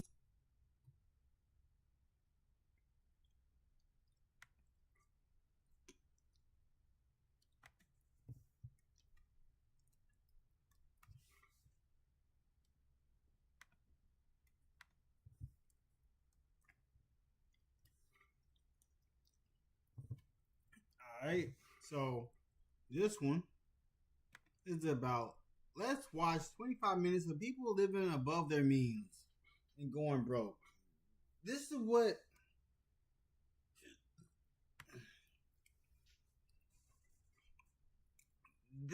I mean. People wonder why they go broke.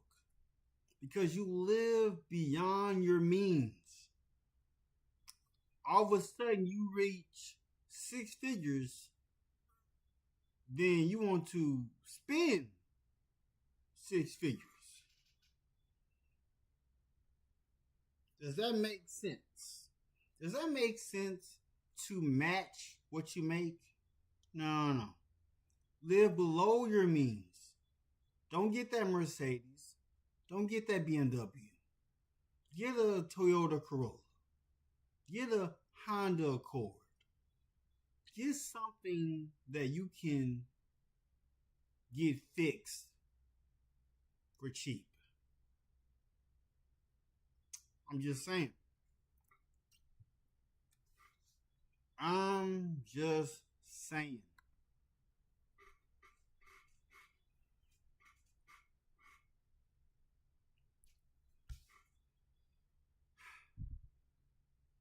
All right, let's get to it.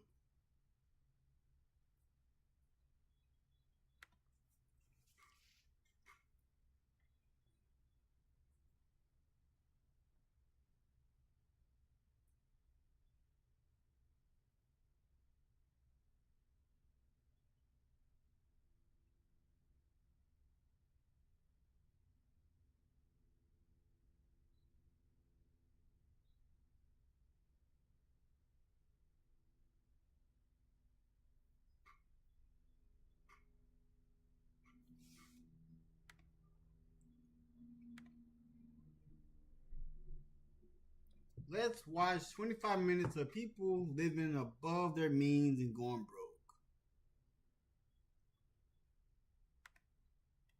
He's going to run all of our credit card statements over the last year through ChatGPT to... I would say good morning, but it's not a good morning because my husband just told me he's going to run all of our credit card statements over the last year through ChatGPT to figure out where the spending is coming from. It's been nice knowing you. Guys, I'm happy to share that I spent every single dollar I made this year. $0 in savings, credit cards maxed out.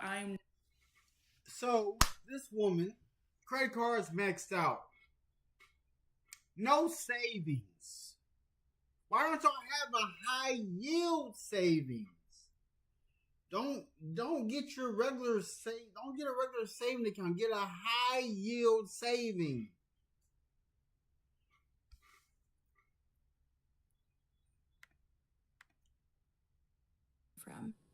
It's been nice knowing you. Guys, I'm happy to share that I spent every single dollar I made this year.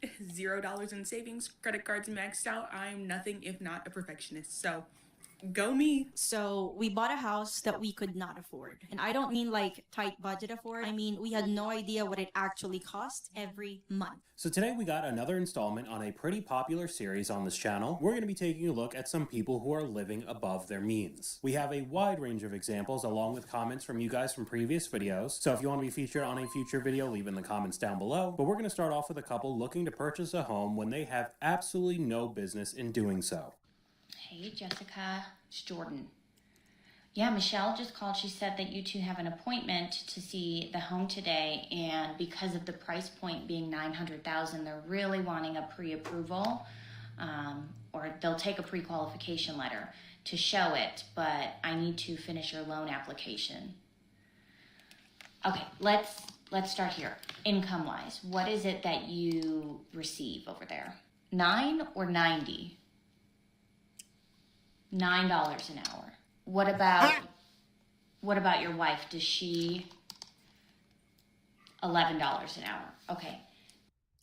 All right. So let's start with this. One person makes $9 an hour. The other person makes $11 an hour.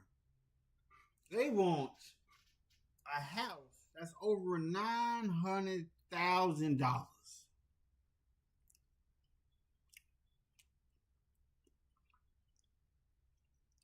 What is that? One person makes $9. The second person makes $11. The most you can do is an apartment.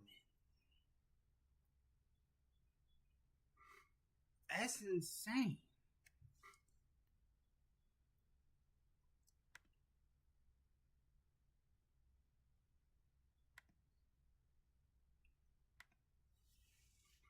This is going to be a little bit of an issue. So the thing is, with those two incomes, it's going to be less than what the mortgage is every month. So we're going to have to look at a lower price point.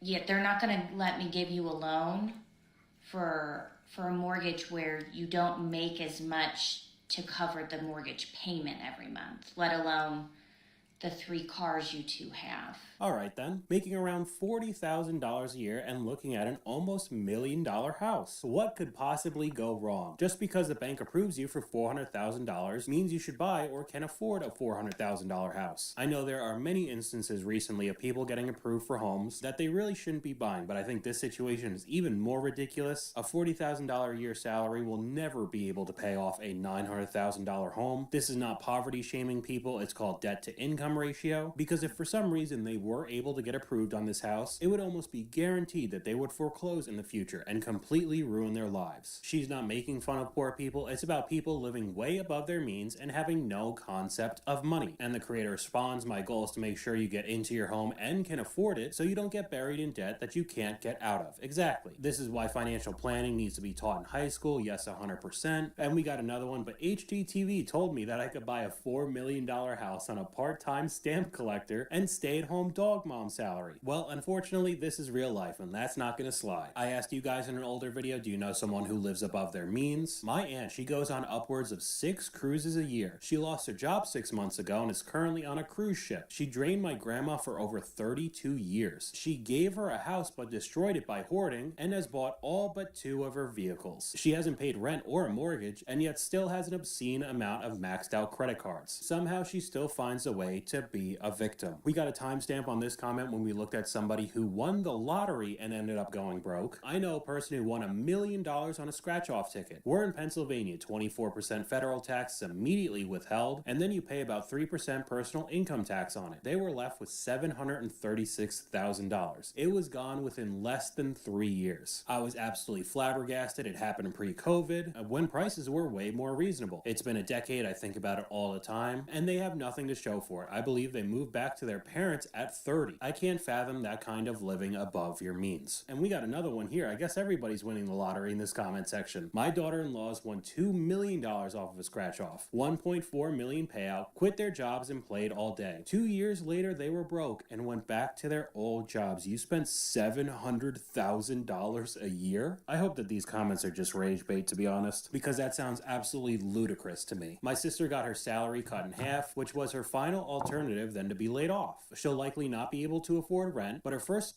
I hope that these comments... They were broke and went back to their old jobs. You spent $700,000.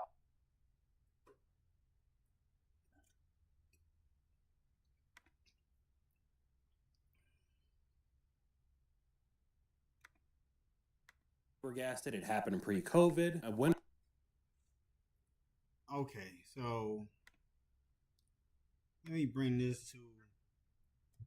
This is what I mean by everybody, whoever, if you were to make $1 million, you wouldn't be able to handle it. And this is the main reason. So it says, this comment. I know a person who won $1 million on a scratch-off ticket. We are in Pennsylvania.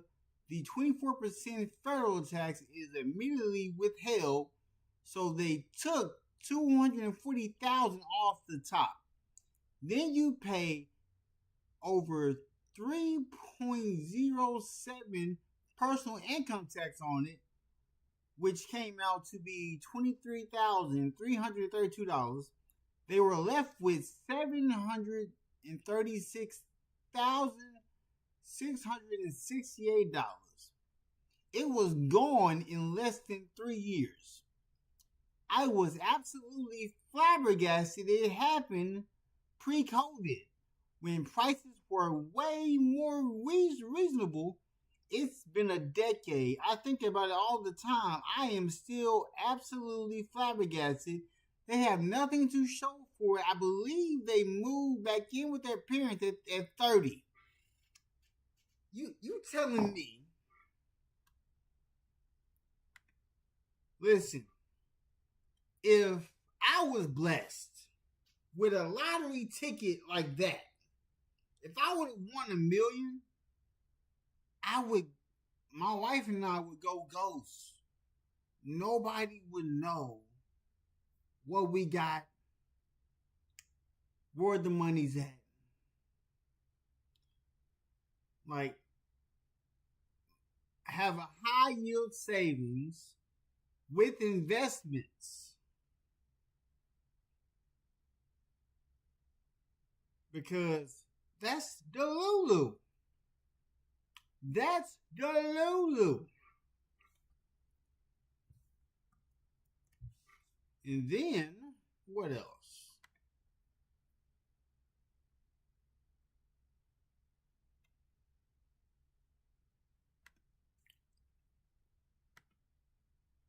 And prices were way more reasonable. It's been a decade, I think about it all the time, and they have nothing to show for it. I believe they moved back to their parents at 30. I can't fathom that kind of living above your means. And we got another one here. I guess everybody... And then here's another one. Here's another one that shows me another reason why everybody cannot, everybody can't be rich. Because you want to know why? This is the reason. My daughter-in-law won $2 million on a scratch-off. $1.4 million payout. Quit their jobs and played all day. 2 years later, how you go broke 2 years later? He went back to his old job and she to hers.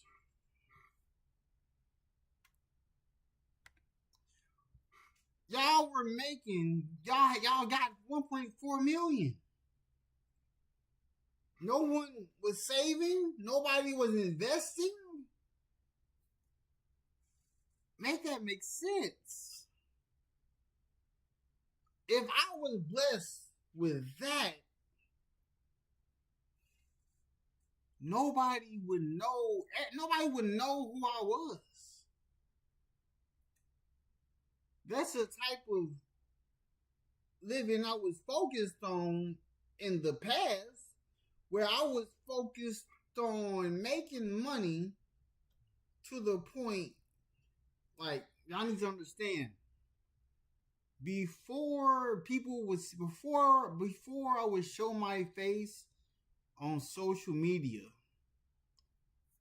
not a lot of people knew what I did to make money. Not a lot of people knew what I did to make money. They would just see me with stuff and wonder how I got it. I'm that secretive. I don't be inviting people to know everything about what I do as a man. And so now that, as of now, I don't really Like, I just tell people I work for myself, and then that's where I leave it at. I'm just saying.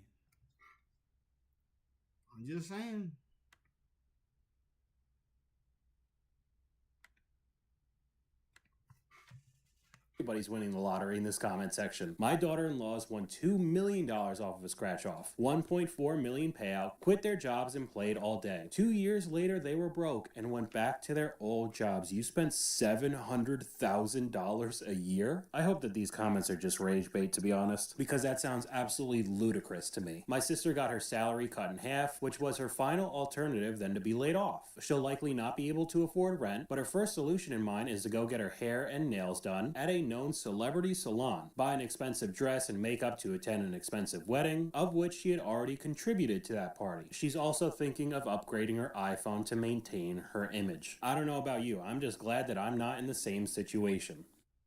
He had a life insurance policy.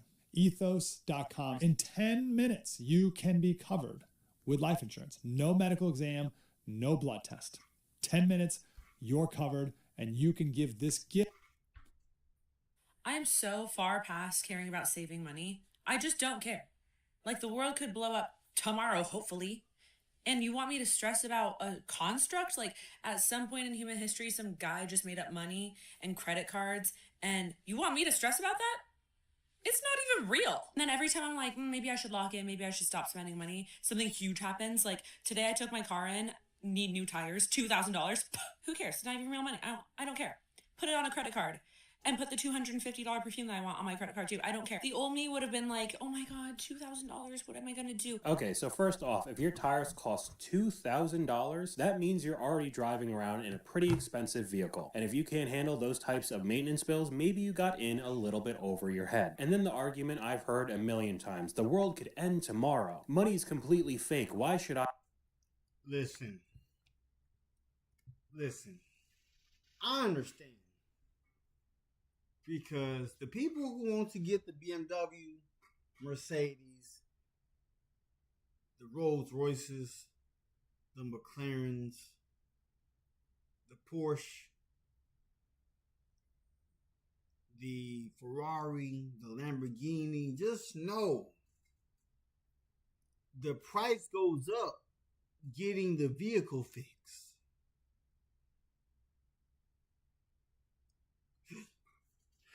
And y'all need to understand that.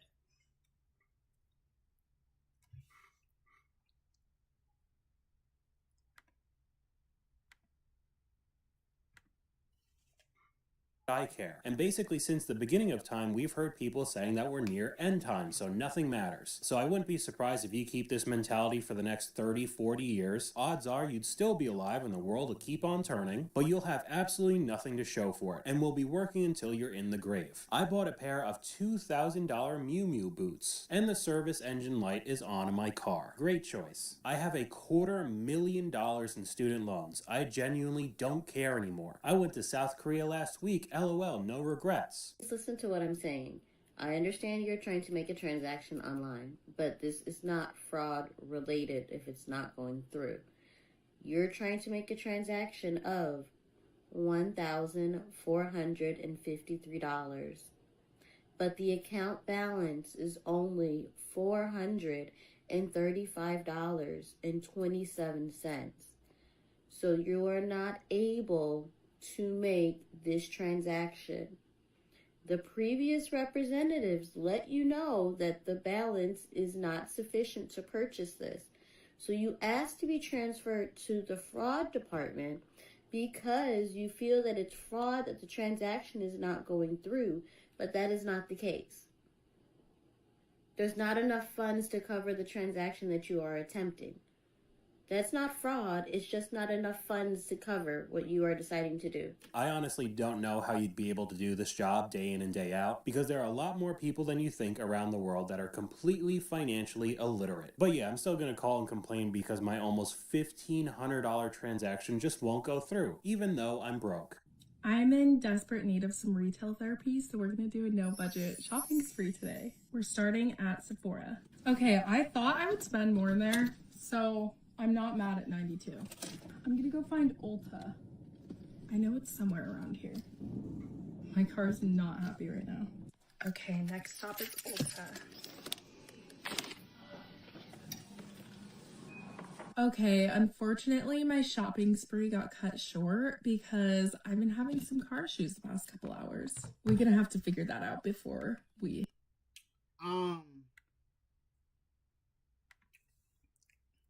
That's another thing that people do not make sense of. They just want to go on shopping sprees, not knowing the vehicle they're driving needs to be taken care of annually. Oil changes, brakes, to make sure the car is running smoothly.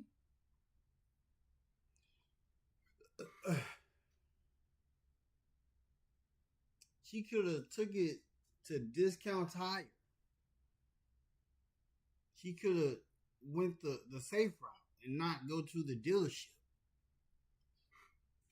But hey, what do I know? What do I know? I'm just a person who's just living life.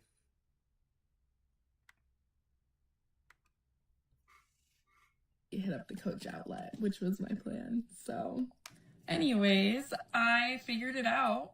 I just got a new car. Okay, so this no budget shopping went from $300 in just 2 different stores up to 4 or 5 figures depending on what vehicle she got. That seems a little overboard for a day of shopping. And with how quick the decision was, I don't know how much research was done with whatever new vehicle she decided to purchase. So hopefully it's something pretty solid, but yeah, that was a pretty crazy one to me. This opinion is piping hot, and I feel called to talk about it today. And if money makes you uncomfortable, just scroll right past. But I think that we are in a society where we don't even know what it is like to live within our means. Like, we don't even...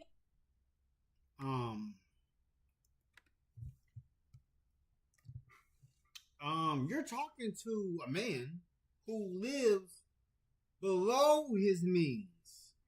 I live below my means. I live so far below my means. Everything in this house paid for. Like, the thought process is gone. Like, I don't have to worry about nobody coming to take nothing from the house. That's how much peace I have in my mind. That the only things to worry about is the bills. And the amount of bills is in my hand. Only 5. Only 5.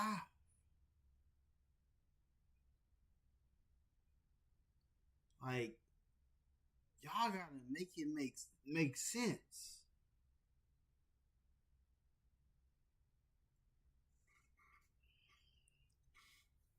Make it make sense.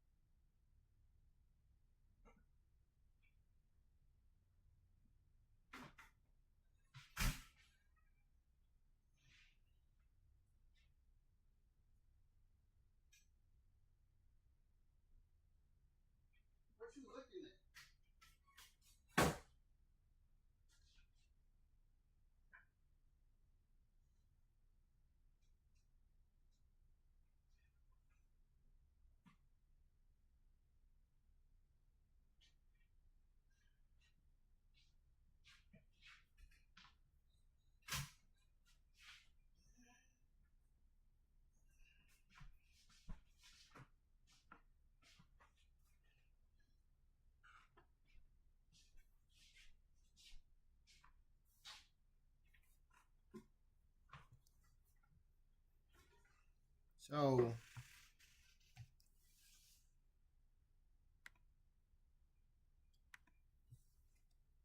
look, I'm trying to tell y'all, everybody in this world in America is experiencing life differently. Everybody in the world is experiencing life differently. I'm not experiencing life the way other people are experiencing it. I'm not. So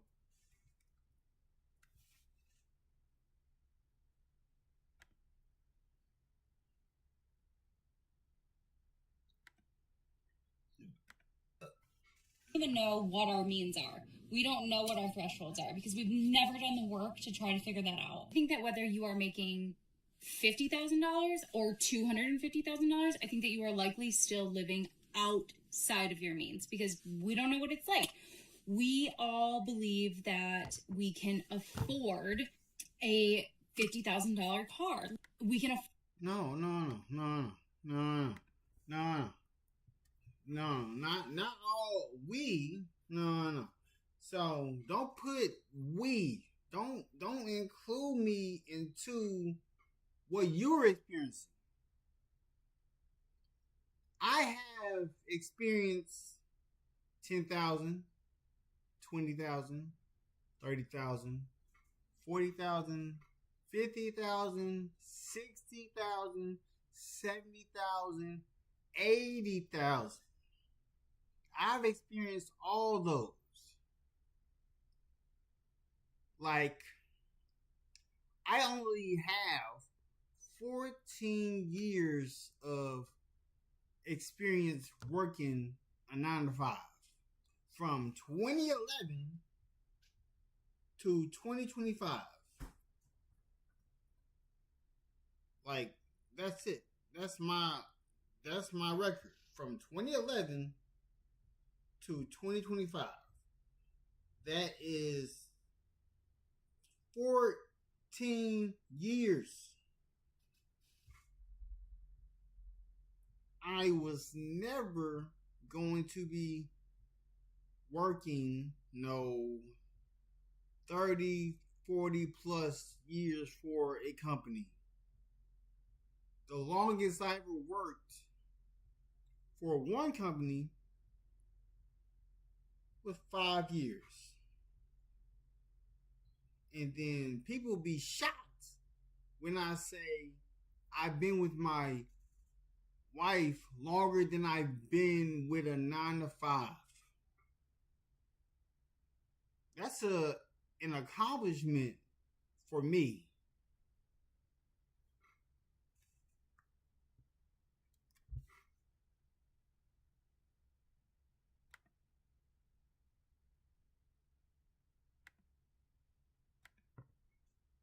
afford a $10 coffee every single day. I think our grandparents would be rolling over in our graves knowing how much we spend on a day-to-day basis. And I think that's why people my age, I'm 32, swimming in debt. They have no idea what it's like to live within their means. They're swimming. I'm swimming.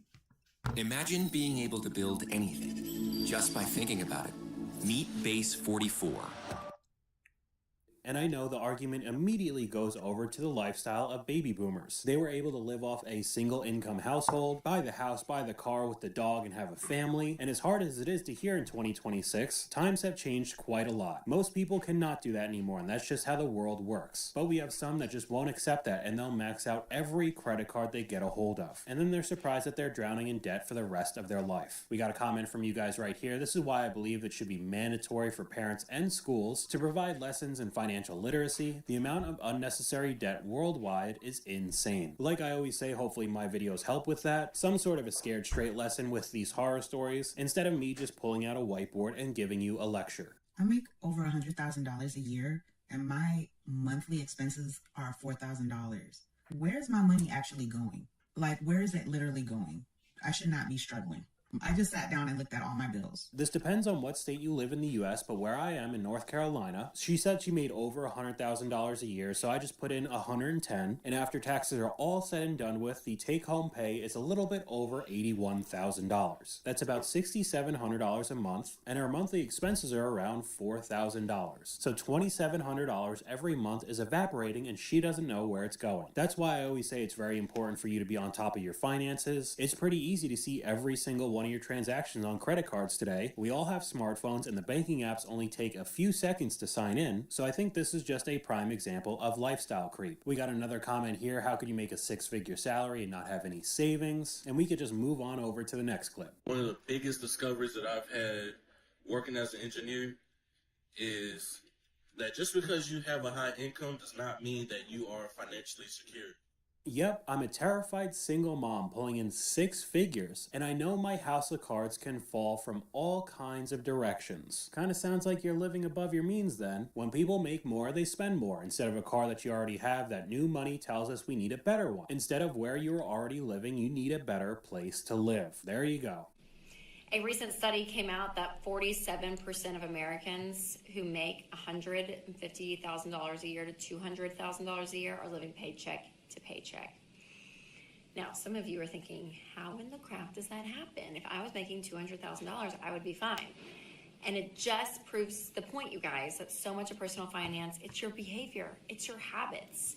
I mean, lifestyle creep, it's a real thing. When you're used to living at 100 grand, and then you make 120, you get used to that, and then you get used to 100.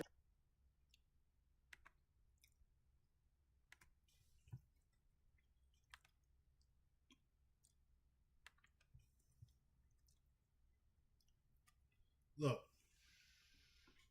that's why I never speak up on about how much money I make per year, per month, per hour. Because all's fair, because I don't get paid per hour.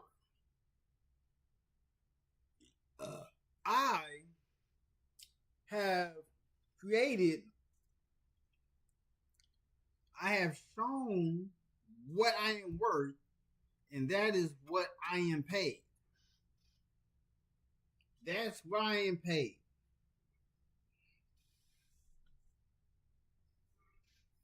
So,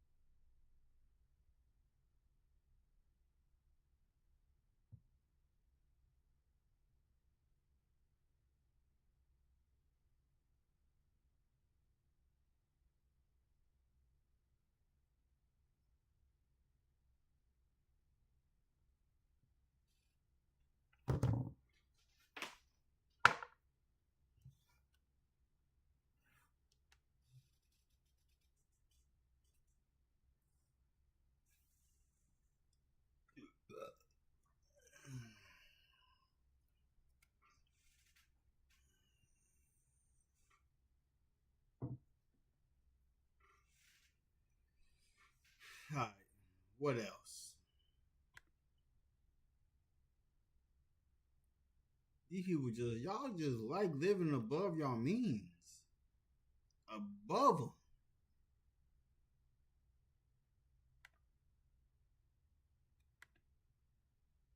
$140, and it keeps going up regardless of how much money you make.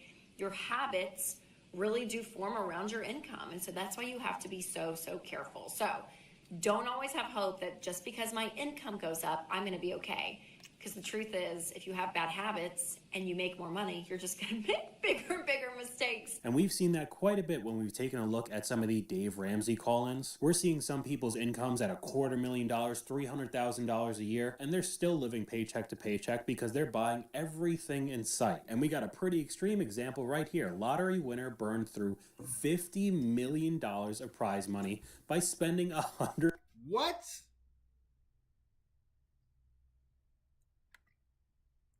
Hold up. Everybody, come to the front. Come to the front. A lottery winner how do you burn through $50 million of prize money?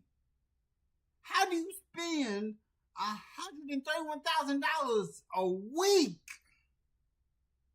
A week? If I hit the lottery and we made $50 million, I'm living below my means. Like, I've already experienced how people live. I've experienced wearing Louis Vuitton. I experienced wearing Gucci, Giuseppe's, Celine Dion, Ferragamo, Fendi, Burberry. I've experienced that type of living already. But this woman burned through $50 million by spending $131,000 a week. How? Not everybody can be rich and famous because people don't know how to withhold that kind of money. If I was making this kind of money, I wouldn't even exist. I wouldn't exist if I was to make this money. I wouldn't even create a YouTube channel. Nobody would know who I was if I was to hit $50 million. Like, make it make sense. How? How you get that lucky with millions and you still broke?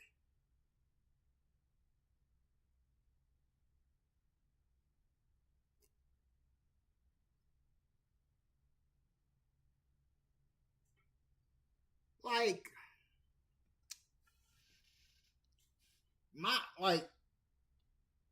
my debt is at the low percentage.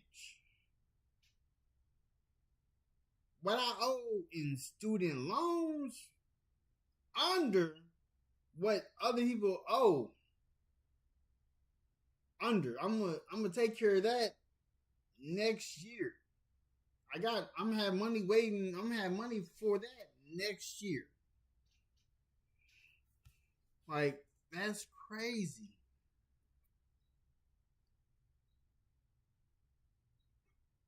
Because reality, this isn't poverty shaming. This is stupidity shaming.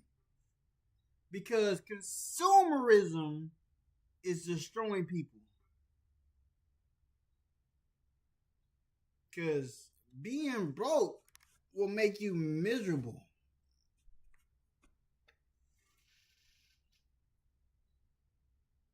Like,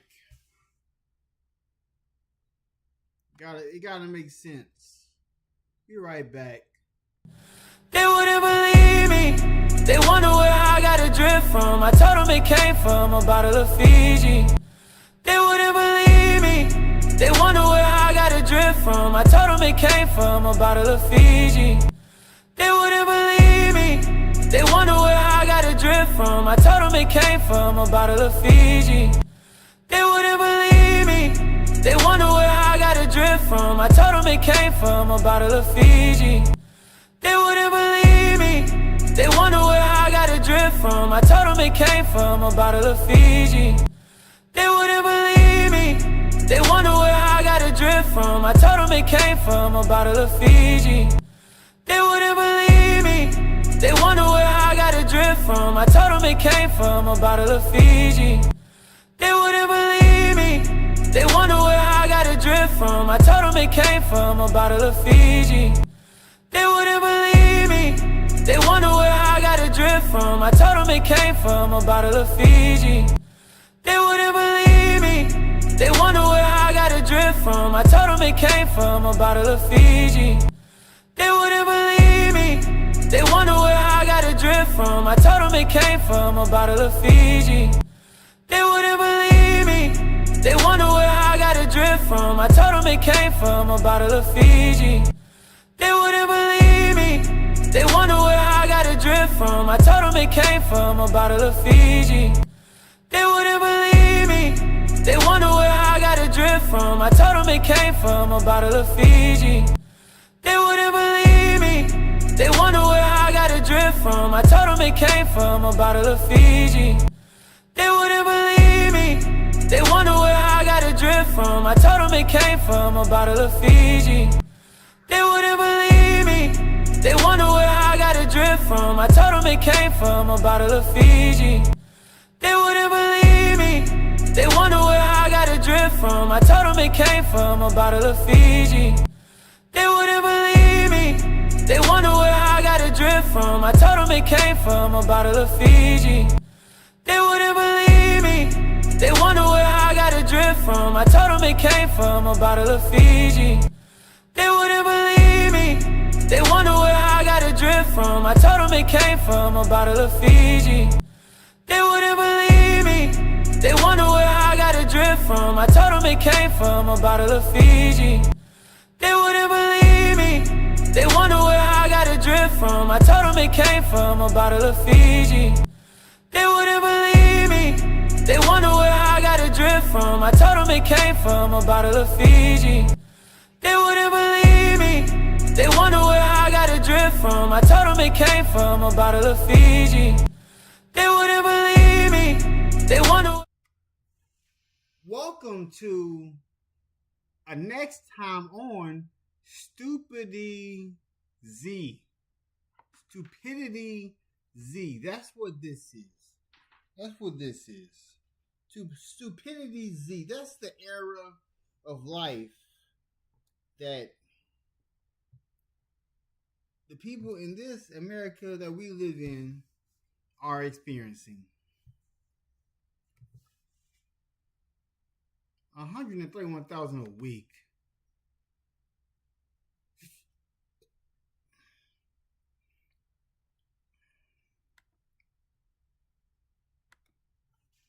$131,000 a week. Scottish lottery winner reportedly burned through more than 50 million of his Euro Millions jackpot at a pace of roughly $131,000 a week over 8 years. So it does add on to the fact that your behavior is incredibly important when it comes to finances. Week over 8. Hold up. So the spending included luxury homes and expensive cars, investments in a soccer club, racehorses, and other personal ventures. That was in 2011. 8 years. So it does add on to the fact that your behavior is incredibly important when it comes to finances. Somebody asked me why am I $500,000 in debt? It's because I went to college. So that's when my debt journey. $500,000?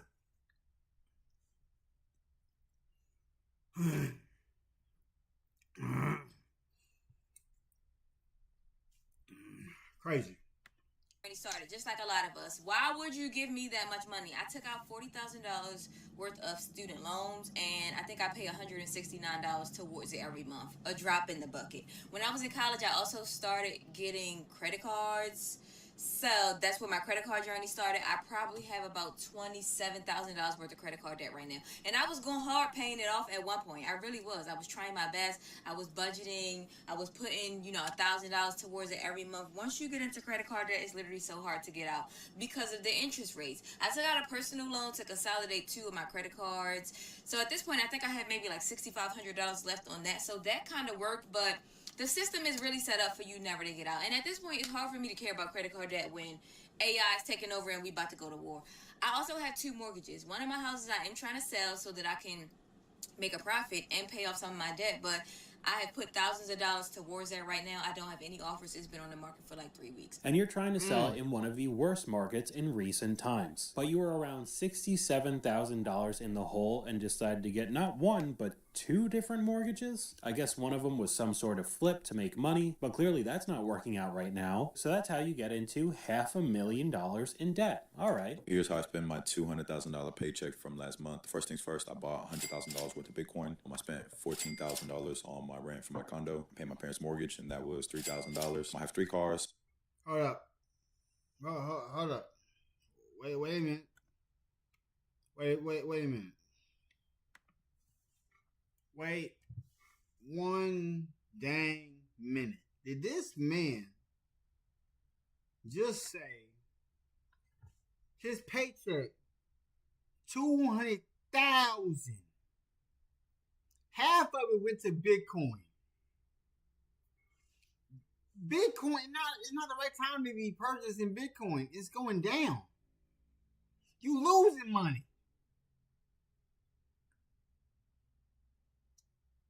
And then his rent is $14,000. Where you live at paying $14,000 in rent. And gracefully, he's paying his parents' mortgage, but $3,000?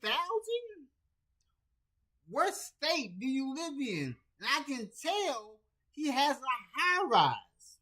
And then he has 3 cars. 3. You got to be kidding me.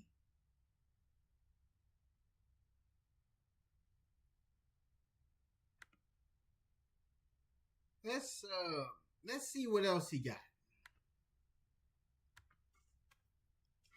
So I paid 3 car notes. My McLaren is $4,500 a month. My Escalade V is $3,000 a month. And my G-Wagon is another $3,000 a month. Obviously, I got to insure the cars. My insurance is $1,800 a month. My credit card bill this month was $8,400. I didn't really buy too much. And then I took one of my friends to stay courtside. That was $4,500 for 2 tickets. And then I took another group of my friends to go to dinner at one of my favorite restaurants. Paid for everybody, and that was $2,800. Last but not least, I saved $50,000 for taxes. You don't know what an AI work management platform is? Yikes. Here's 3 new AI-powered changes. Now I'm broke.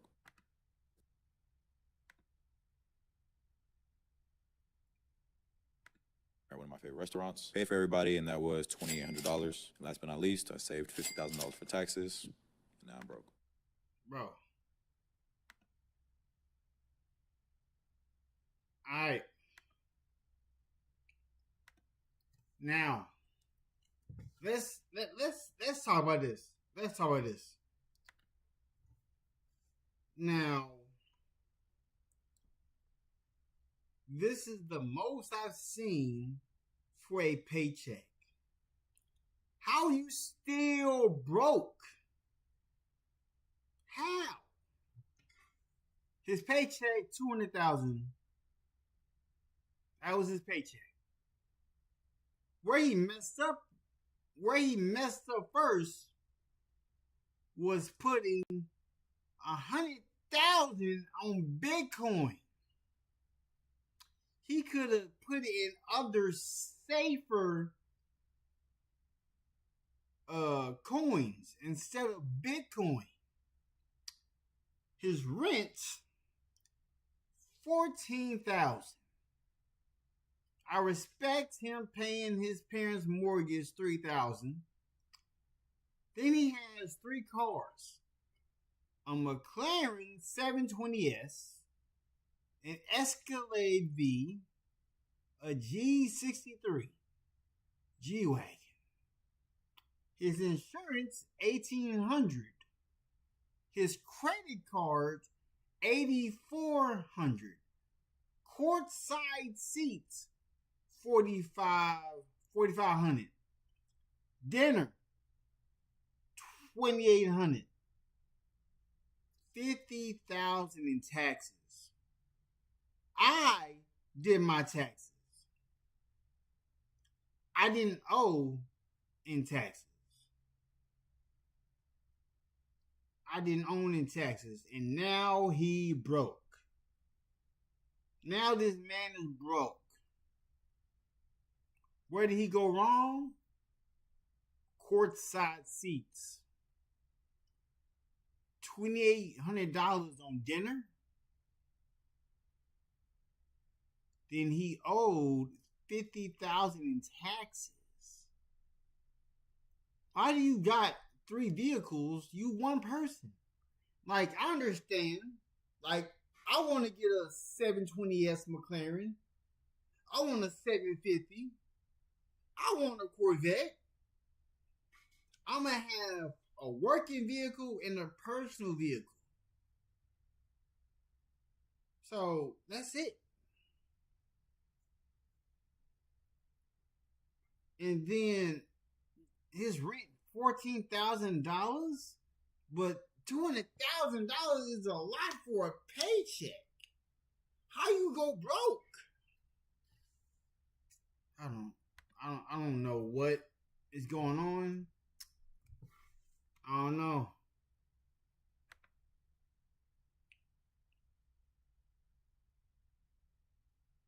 I do not know.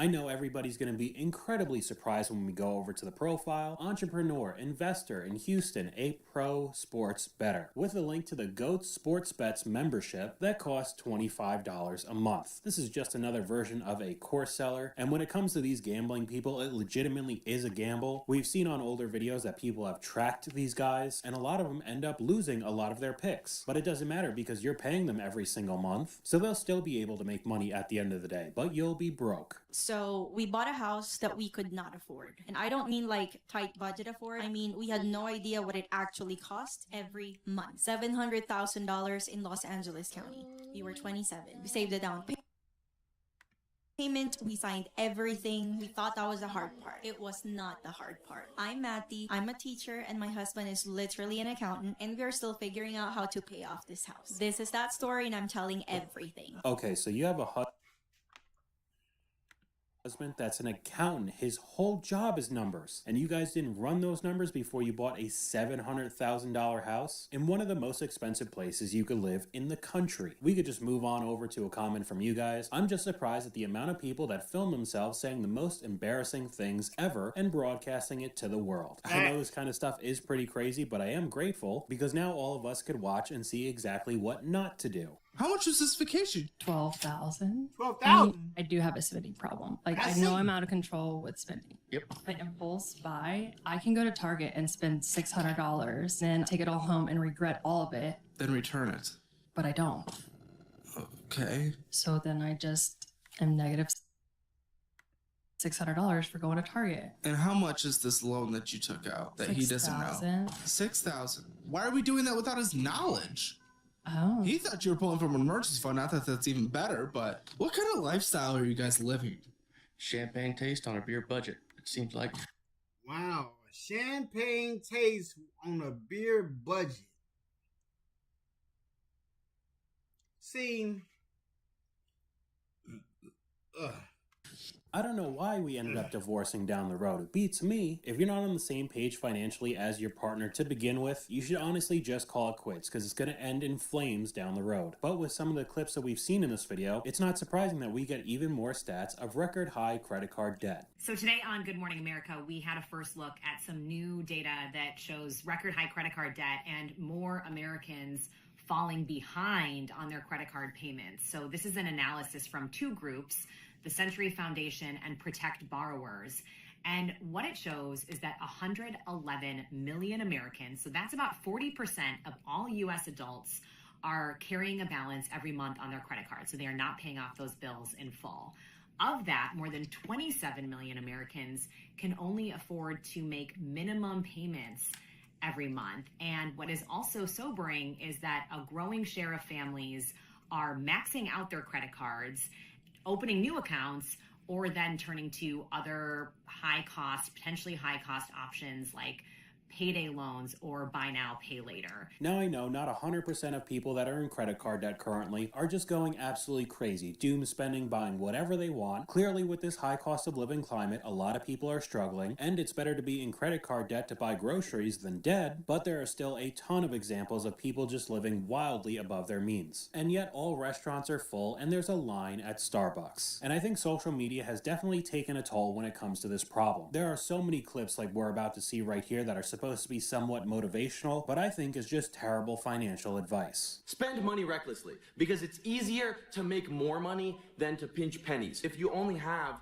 $20,000, blow it on your dream car, blow it on your dream vacation. Yeah, don't listen to this guy. Do not listen to this guy. If someone tells you, if you have, so let me say this. If you have $20,000, do not blow it on your dream car. Don't blow it on your dream vacation. What you do with that money? Open investment account, high yield savings. Do not get a regular savings account.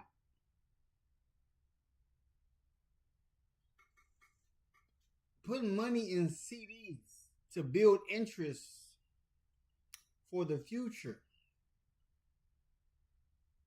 That's crazy. Ugh.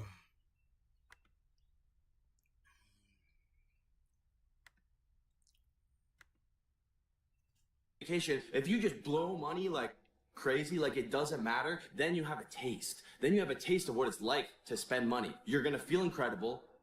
You get a taste, and then you lose it. Once you taste how good it can be to have unlimited freedom, all the things you've dreamt of, you're gonna work 10 times harder to get those things. Okay, so a couple things here. We've heard what he just said a ton of times. Buy something you can't afford so it forces you to work harder. All that side hustle, grind set type of content we've seen on social media, maybe that could help motivate some, but most people will just go into heavy debt because of it. Another thing specifically with this guy, his entire brand is spending wild amounts of money. He's a gambler, he's buying all of these sports cars, and in turn making a lot of money because he's getting attention online. Not everybody on the planet could do the same thing. And also the comment, it's easier to make more money in the future than pinch pennies. If it was truly that easy to just make more money, nobody would be living paycheck to paycheck in this world. But we go over to the comment section and it's not looking good. He might be onto something. Bro's onto something, low key. Thank you, Togi. I just went out and got cash advances at the casino and maxed out my credit cards. I know it's funny to read, but people legitimately do that kind of stuff.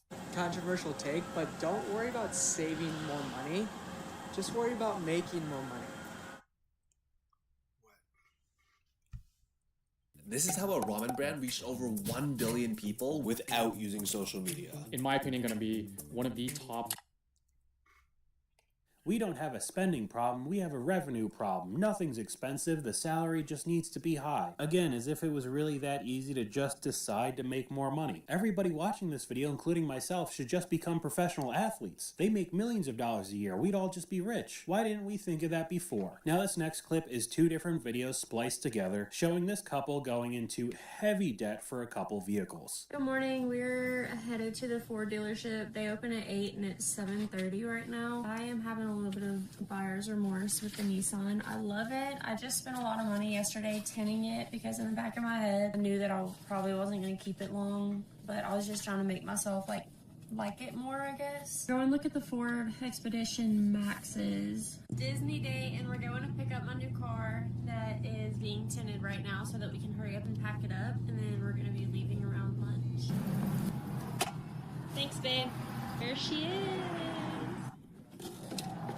2 or 3 more duffel bags to stuff in here. The Armada would have never. I think that we are Disney ready. So right now, looking at prices, the 2026 Nissan Armada Platinum is anywhere from around $75,000 to $80,000 for that SUV. And she put some money into it on top of it, got a tint, even though she didn't like it. So they decided to trade it in for a Ford Expedition Max that starts at $65,000 to $68,000, with higher trims going anywhere from $85,000 to $90,000. How much money did they lose in such a short period of time, along with going to Disney? Just tack on a couple extra $1,000 there. Love to see how much debt they have. How did you trade in the Armada if you just bought it? Weren't you upside down? That gets rolled into the next loan, even though the Expedition will be underwater as well. Oh, I know you guys are in debt. Poor dude, I know you're in tons of debt because of you. This person, ladies and gentlemen, is the target demographic for the auto industry. Oh, man. Guys, I'm happy to share that I spent every single dollar I made this year. $0 in savings, credit cards maxed out. I'm nothing if not a perfectionist. So, go me. Better spent on yourself than a kid. And the creator responds, I got one of those, unfortunately. Real nice. And get ready for all of this, because I got a ton of clips like this up on screen. When my parents, who fund my entire life, tell me I have to pay for something, and it's her complaining free. All right.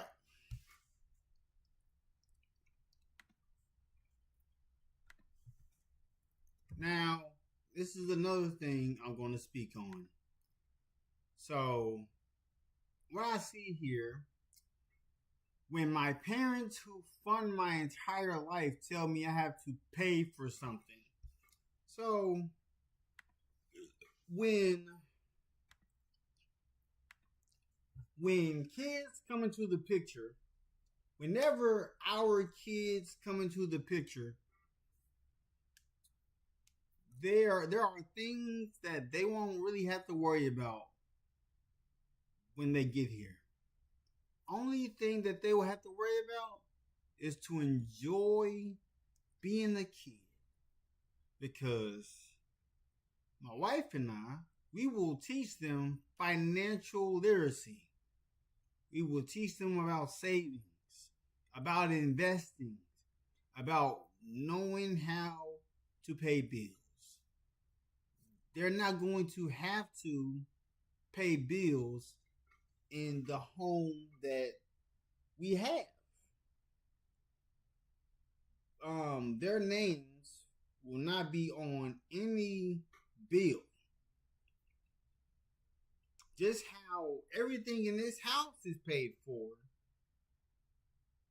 Like the same way my wife doesn't have to worry about anything in this house, because everything in this house is paid for.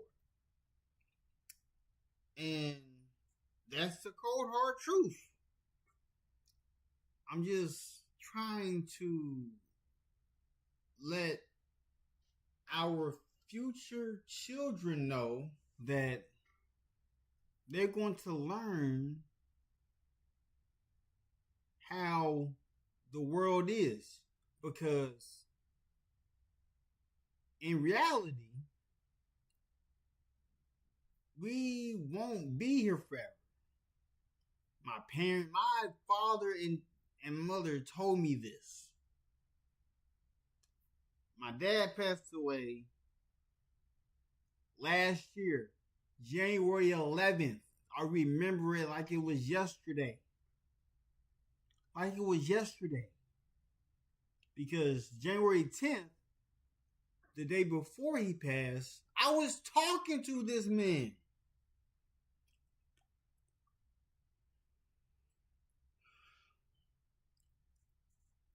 I've been talking to this man my whole life. My father told me that I was a planned pregnancy.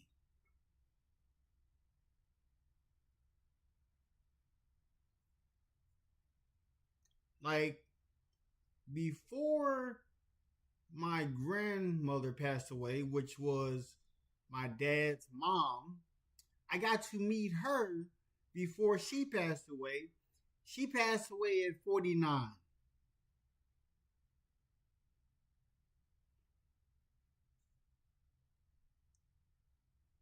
And my father passed away at 50.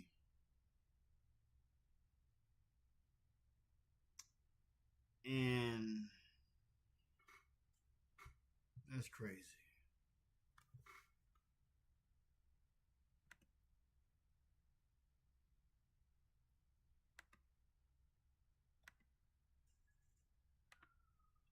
Freaking out, the humanity. POV, I've already spent $20,000 this month because being broke isn't a saving problem, it's an income problem. Just what?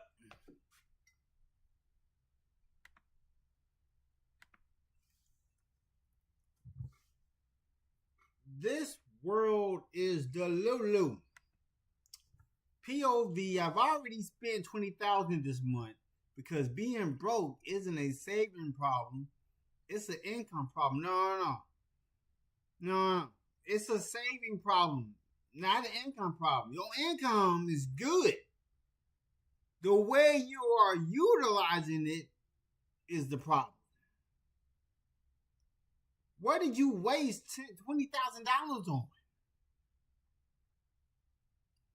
I've never spent that much money in a month for $20,000. That's insane. That's insane.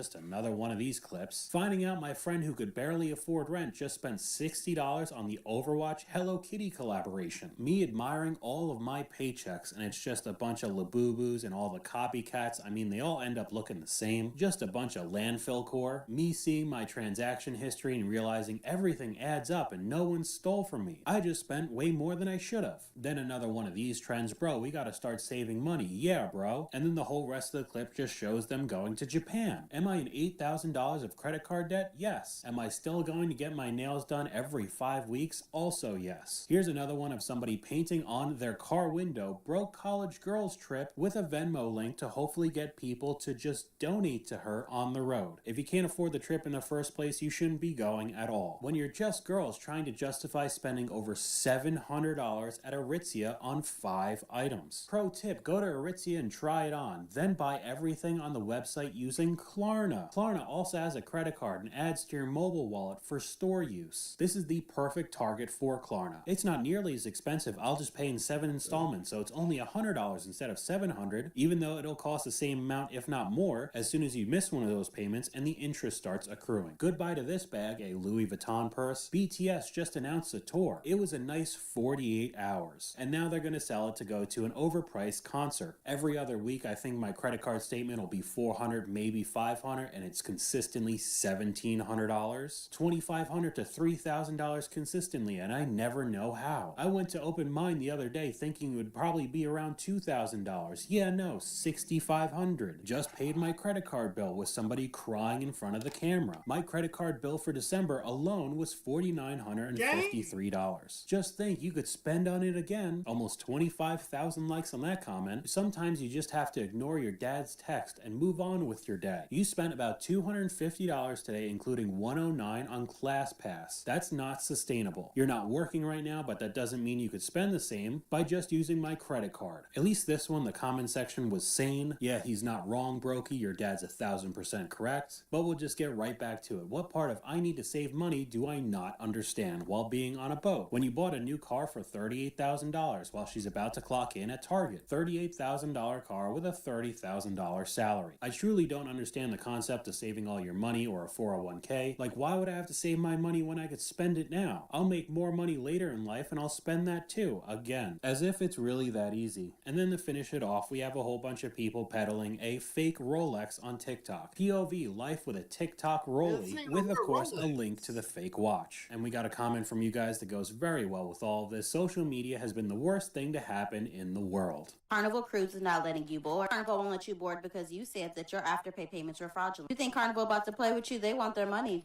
Customer mad because she can't board her ship, her friends on the boat, and they saying you need to reach out to your financial institution. She calls her financial institution saying, why can't I board my ship?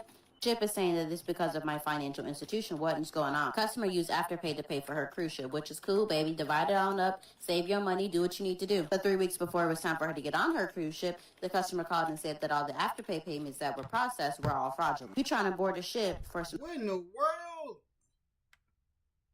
You can purchase a cruise? Hold up. You telling me you can purchase a cruise on Afterpay? We have never.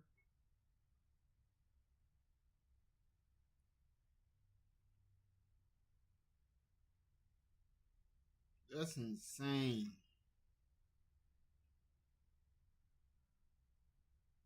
That's insane. The cruise is on Afterpay?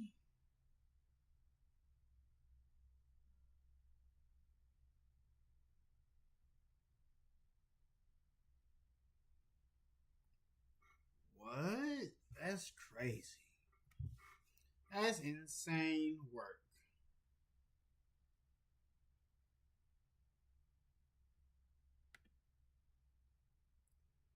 That's insane work.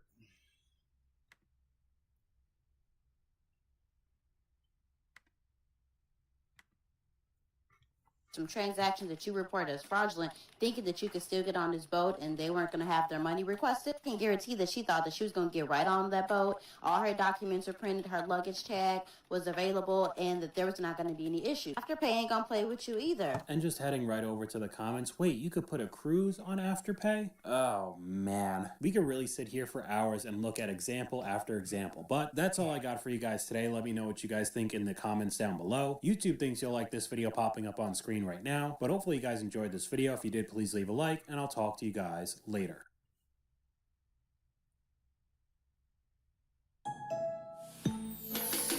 Peter Pan here. You know, I thought growing up would be the worst. Bills, responsibility, pants. Starting off with the rich side. All right. So, Coachella.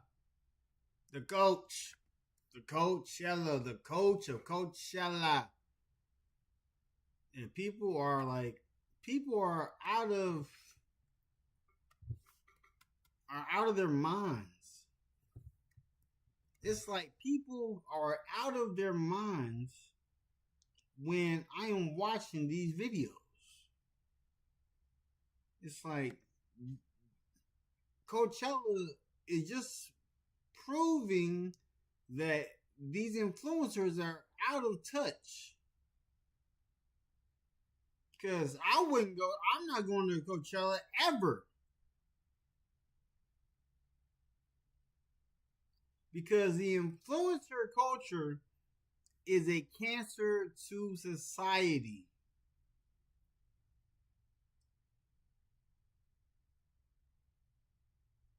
Because Coachella used to be cheap back in the day. Now, you gotta offer up a kidney.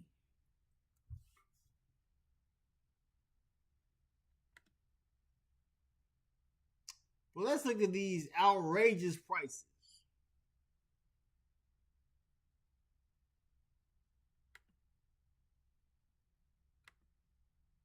Of Coachella, you got people like Sophie Rain spending well over $200,000 to go to Coachella without even blinking an eye. If there's any brands out there that would like to take a micro-influencer to Coachella weekend too, please, please, please, please, please, please, please, please. Have you heard about Coachella? I don't want to hear nothing about Coachella. They're being so weird this year. Like, I didn't even get invited. So today we're going to be taking a look at the absolute mess that is Coachella right now. We got the rich out-of-touch influencers everywhere, the many different ticket scams people are falling for, and the absurdly high prices of everything just to get a bit of content for social media, it seems. We have a ton of stuff to go over today, along with comments from you guys from previous videos. So if you want to be featured on a future video, leave in the comments down below. But let's start off with just one of the examples of the plethora of influencers literally begging brands to take them to Coachella so they could show their products the entire time. If there's any brands out there that would like to take a micro-influencer to Coachella weekend too, please, please, please, please, please, please, please, please, please, please, I'll do it. I've been to Coachella. I'm a pro. I went to Baychella. I was a guest there. I went the year before that. I'm a retired 365 party girl. I literally won't drink or smoke or do anything on that trip. I will just post the best content ever and promote the brand, and I'll have so much fun. And please, please, please, please, please, I want to go. I want to go so bad. How are you not embarrassed making this video? If you truly want to go this bad, then go buy a ticket. But they're not willing to pay for it. They want to go on someone else's dime, just to promote some products to their apparent small following, because they said themselves that they're a micro-influencer. And a comment from you guys sums this up very nicely. The problem with Coachella is the influencers. They made it a thing so prices went up, and now it's for celebrities and influencers for brand events. They ruined it like everything else they touch. And like I said, there are a ton of different examples of people begging. Do you know how out of touch with reality you have to be in order to cry online about not being invited to Coachella while people are struggling to pay for gas and groceries? Coachella is the biggest music festival in the month of April, and there's no shortage of influencers getting free passes to go there. Yet I never thought I would see the day where rich people got online to beg brands to send them to Coachella. These influencers, who literally make thousands of dollars a month, are trying to get on this app and cry and beg like it's Oliver Twist to try to get a free pass to Coachella. And the worst part is that if this actually does work and they actually do get free passes from these brands, these influencers are going to jump on their platforms and promote products that they don't believe in. I will say though, regardless if they get invited to Coachella or not, they'll still be promoting products they don't believe in, because that's what being an influencer is now. And we could go over to the comment section. Coachella comes by every year, bro. It's not that deep. And the creator responds, these influencers need to read this comment. It's going to come around in 2027 and 2028. Missing 1 year isn't the end of the world. We need to talk about this. I have never seen so many creators openly asking brands to take them to Coachella. And I think it says a lot about where we are right now, because Coachella has kind of become the content Olympics for creators. Engagement is high and everything you post there perform. And being there with the brand has become a status symbol. And because of that, there's a lot of pressure. And it could start to feel like one of those moments when you're not there, you're missing out. So naturally, more creators are asking brands for more invites. I don't know about you, but all of this just sounds insufferable. And we got another comment from you guys very similar. Coachella is like the Super Bowl. It's a rich people flex for people who don't like the entertainment, and the real fans get priced out. Because the resale prices we're seeing are absolutely absurd, and even though normal people are getting priced out, we still have clips like this with people willing to spend literally thousands of dollars just for the ticket alone. I would just like everyone to know the official price for general admission to go to Coachella is $3,100 just for general admission. That's not VIP. $3,100?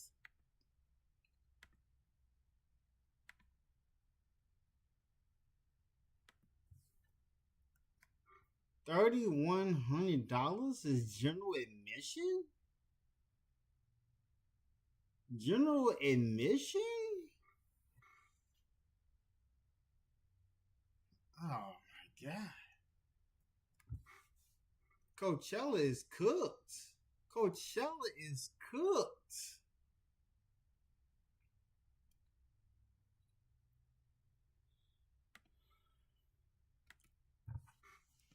When I tell you, I would probably, not even probably, I would 100% pay at least minimum $5,000 for general admission. You think I'm kidding? I'm literally not kidding. Like, if I wasn't in Michigan right now and I could just literally hop on a 1 hour, 2 hour, 3 hour flight to California, I totally would. I wouldn't even get there in time, and I wouldn't even be able to shop for an outfit in time and then get ready. Plus, finding a place to stay, I would sleep on the grass, to be so freaking honest with you guys. And funny enough, you didn't hear anything in that video from the creator saying that I love such and such artist, they're gonna be there, I have to go. Their immediate thought is their outfit, what they're gonna wear, and the other They focus on what they're gonna wear. They don't even care about what artist is gonna be there. prices that go along with it. You really can't make this kind of stuff up. Once upon a time, I went very, very viral for calling influencers at Coachella very lazy. Let's talk about why Coachella brings out the absolute worst in people watching content and also in influence. I posted that video 2 years ago. I really didn't have any sort of social media following. I was staying at a hotel where I saw a bunch of influencers mistreating the people who worked on the corporate side of the brands and was just horrified by the behavior. From a consumer side, I think that Coachella brings out the absolute worst in people because we are seeing people get above and beyond, not just free things, but people getting paid to go to these festivals that people save up months, go into debt, aka afterpay plans, afford. And then on the influencer side, you see people going, but what you don't see is that these influencers are incredibly stressed the entire weekend, because as big as you are, there's always someone getting treated better, and there's this sense of FOMO from an influencer side, not just from the people watching the video side. So the entire experience is one where people are feeling insecure, and this does not apply to weekend 2 at Coachella, but weekend 1 is basically just a giant series of people feeling like they aren't getting the best Coachella experience because, frankly, someone is always going to get it better. Yet again, nothing about the actual festival or the artists. It's just a bunch of people that want to feel like they're more famous than the other influencers around them. I want to be completely taken care of, have all the special amenities, and feel better than everybody else. I'm kind of at a loss for words already, but she did talk about it real quickly, a lot of the normal people not being able to afford this, so of course they're turning to the BNPL loans. 60% of Coachella GA attendees use a payment plan to afford going to Coachella in both 2025 and again in 2026. That is over 100,000 people needing a payment plan, aka a loan, to pay for a $650 ticket. By now, pay later platforms market themselves as an alternative to taking out a loan, when in reality, they're very similar. First and foremost, you will get charged if you break up those payments and you don't meet those later payments at an incredibly high rate, what the small amount was. And 2, if you don't make your payments, buy now, pay later firms will fully sell your lost payment to a debt collections agency, and that debt collections agency will then impact your credit scores. And if you think you're special and you're never gonna miss a payment, the unfortunate news is that many credit scoring companies in the United States take the fact that you needed a BNPL for something small to be an indicator that you are not a reliable person to loan money to, and they will not give you a loan for something bigger, even if you made your payments on time. That was all coming out in last year, and a huge problem that these BNPL companies have to deal with right now. And she said that was for $650 tickets. However, that was what the price initially was before it sold out. And now the resale tickets are absolutely insane. POV, you waited last minute to buy your Coachella ticket, and VIP general admission is $6,500. It looks like Ticketmaster. $8,800, $12,000, almost $18,000. And we could just move on to another comment from you guys. The original vision for Coachella was to provide indie music in a destination outside of the mainstream. Coachella has become exactly what it was running away from, because it's extremely profitable, and for some reason all the content made around it is extremely desirable for many people to watch, even though most of it basically sounds like this. Get ready with me for Coachella while you broke losers watch from your sofas. By the way, this is my day 1 outfit. It's $2,500 from Balenciaga, and if your outfit is less than $1,000, don't even call it an outfit. That's a Shein ad. So Hold up.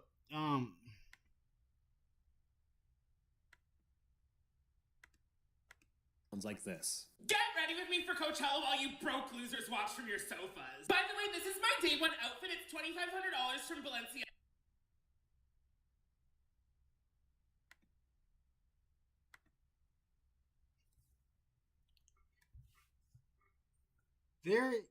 This person, if that is $2,500, we need to get back to roasting. We need to get back to roasting these influencers. For sure. Hopefully, this is comedy. Because if they...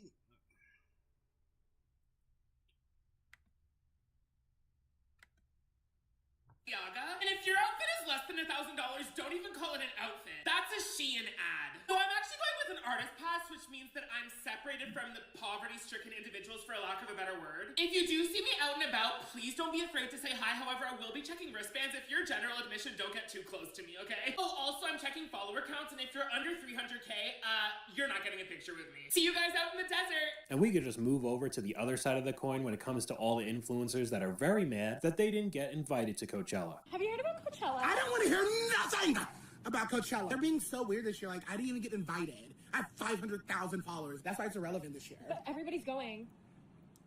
No, they're not. I just find it really funny. Like, nobody's getting invited to Coachella. Wait, this girl literally just got invited to Coachella. She literally has lesser followers than me. How the hell is she getting into Coachella? She's irrelevant. I don't even care about Coachella. Like, I don't even listen to anybody in that lineup. Like, this is stupid. Why don't you just buy a Coachella ticket? What? What did she just say?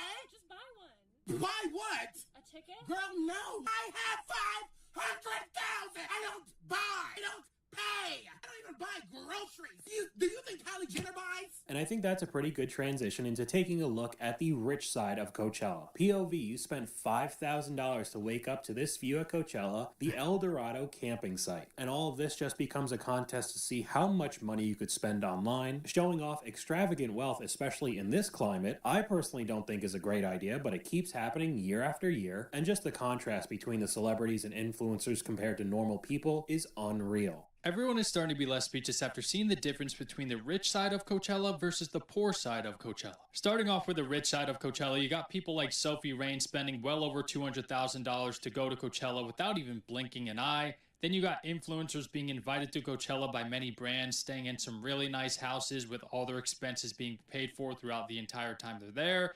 And then finally you have people like Kylie Jenner taking a private jet to Coachella, staying in the nicest house you probably have ever seen in your entire life. And of course, all of them get to stand front row for all the performances at Coachella. And then you got the poor side of Coachella, the people that were saving up money throughout the entire year, barely having enough to be able to go, sleeping in like the smallest tents ever while sweating 24/7, waiting in line for hours to take a shower, sometimes not even being able to take a shower because the showers at Coachella close at 7.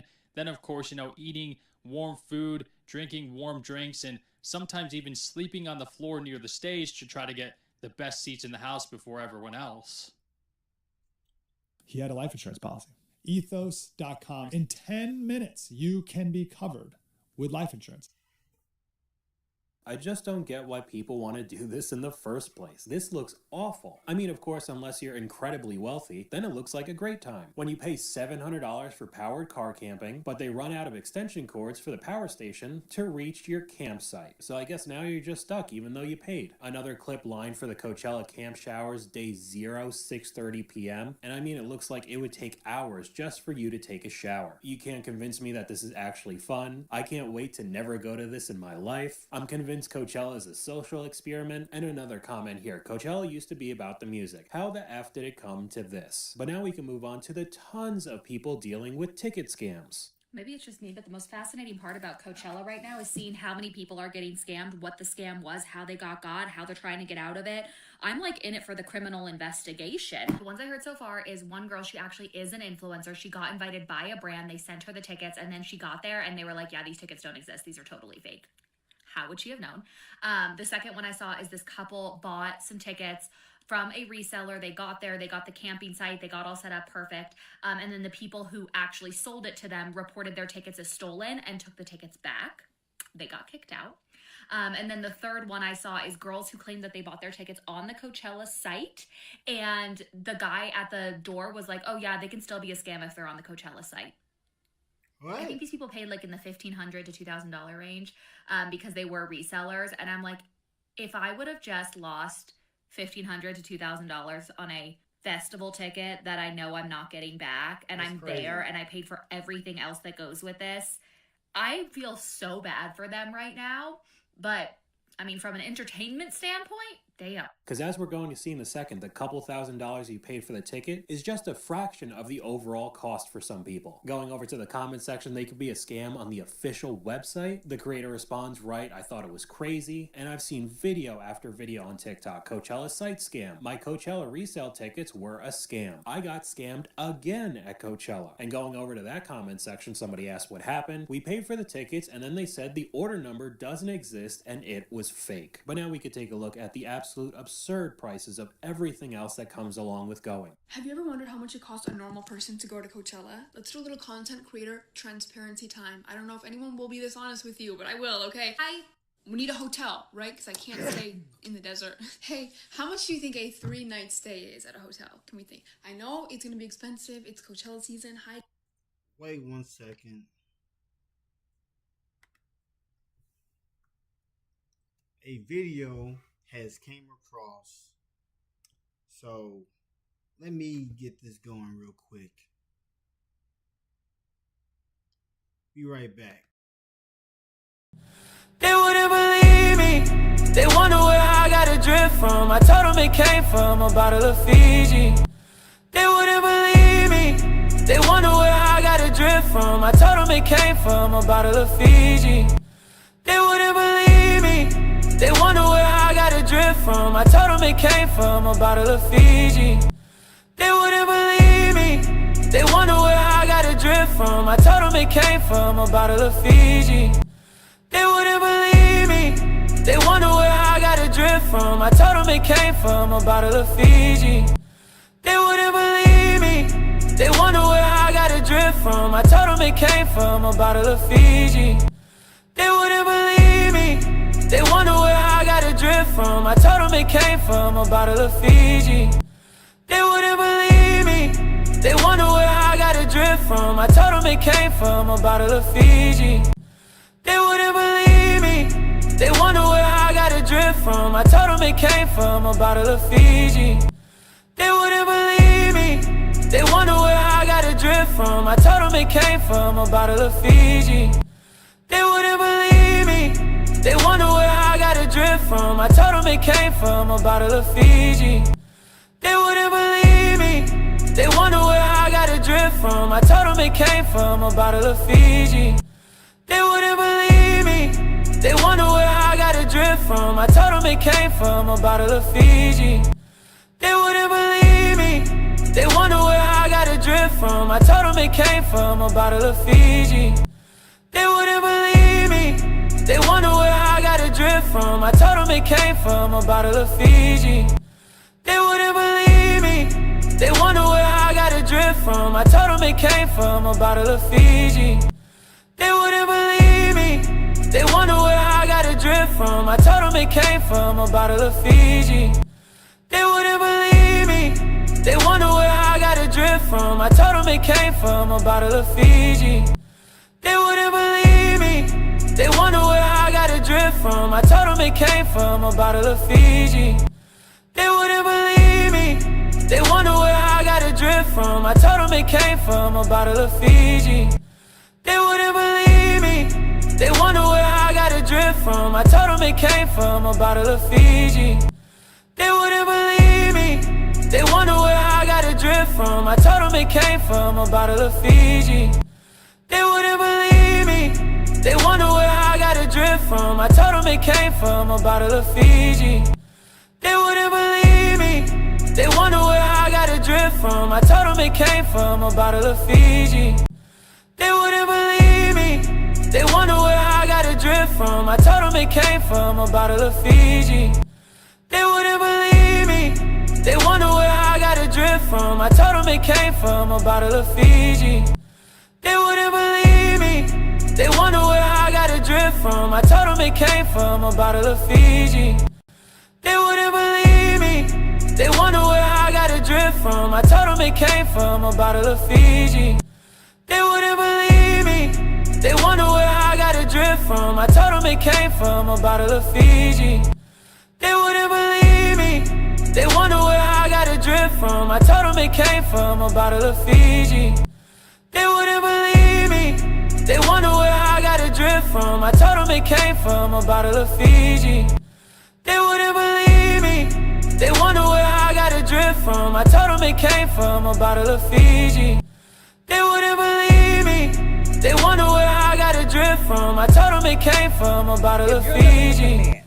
They wouldn't believe me.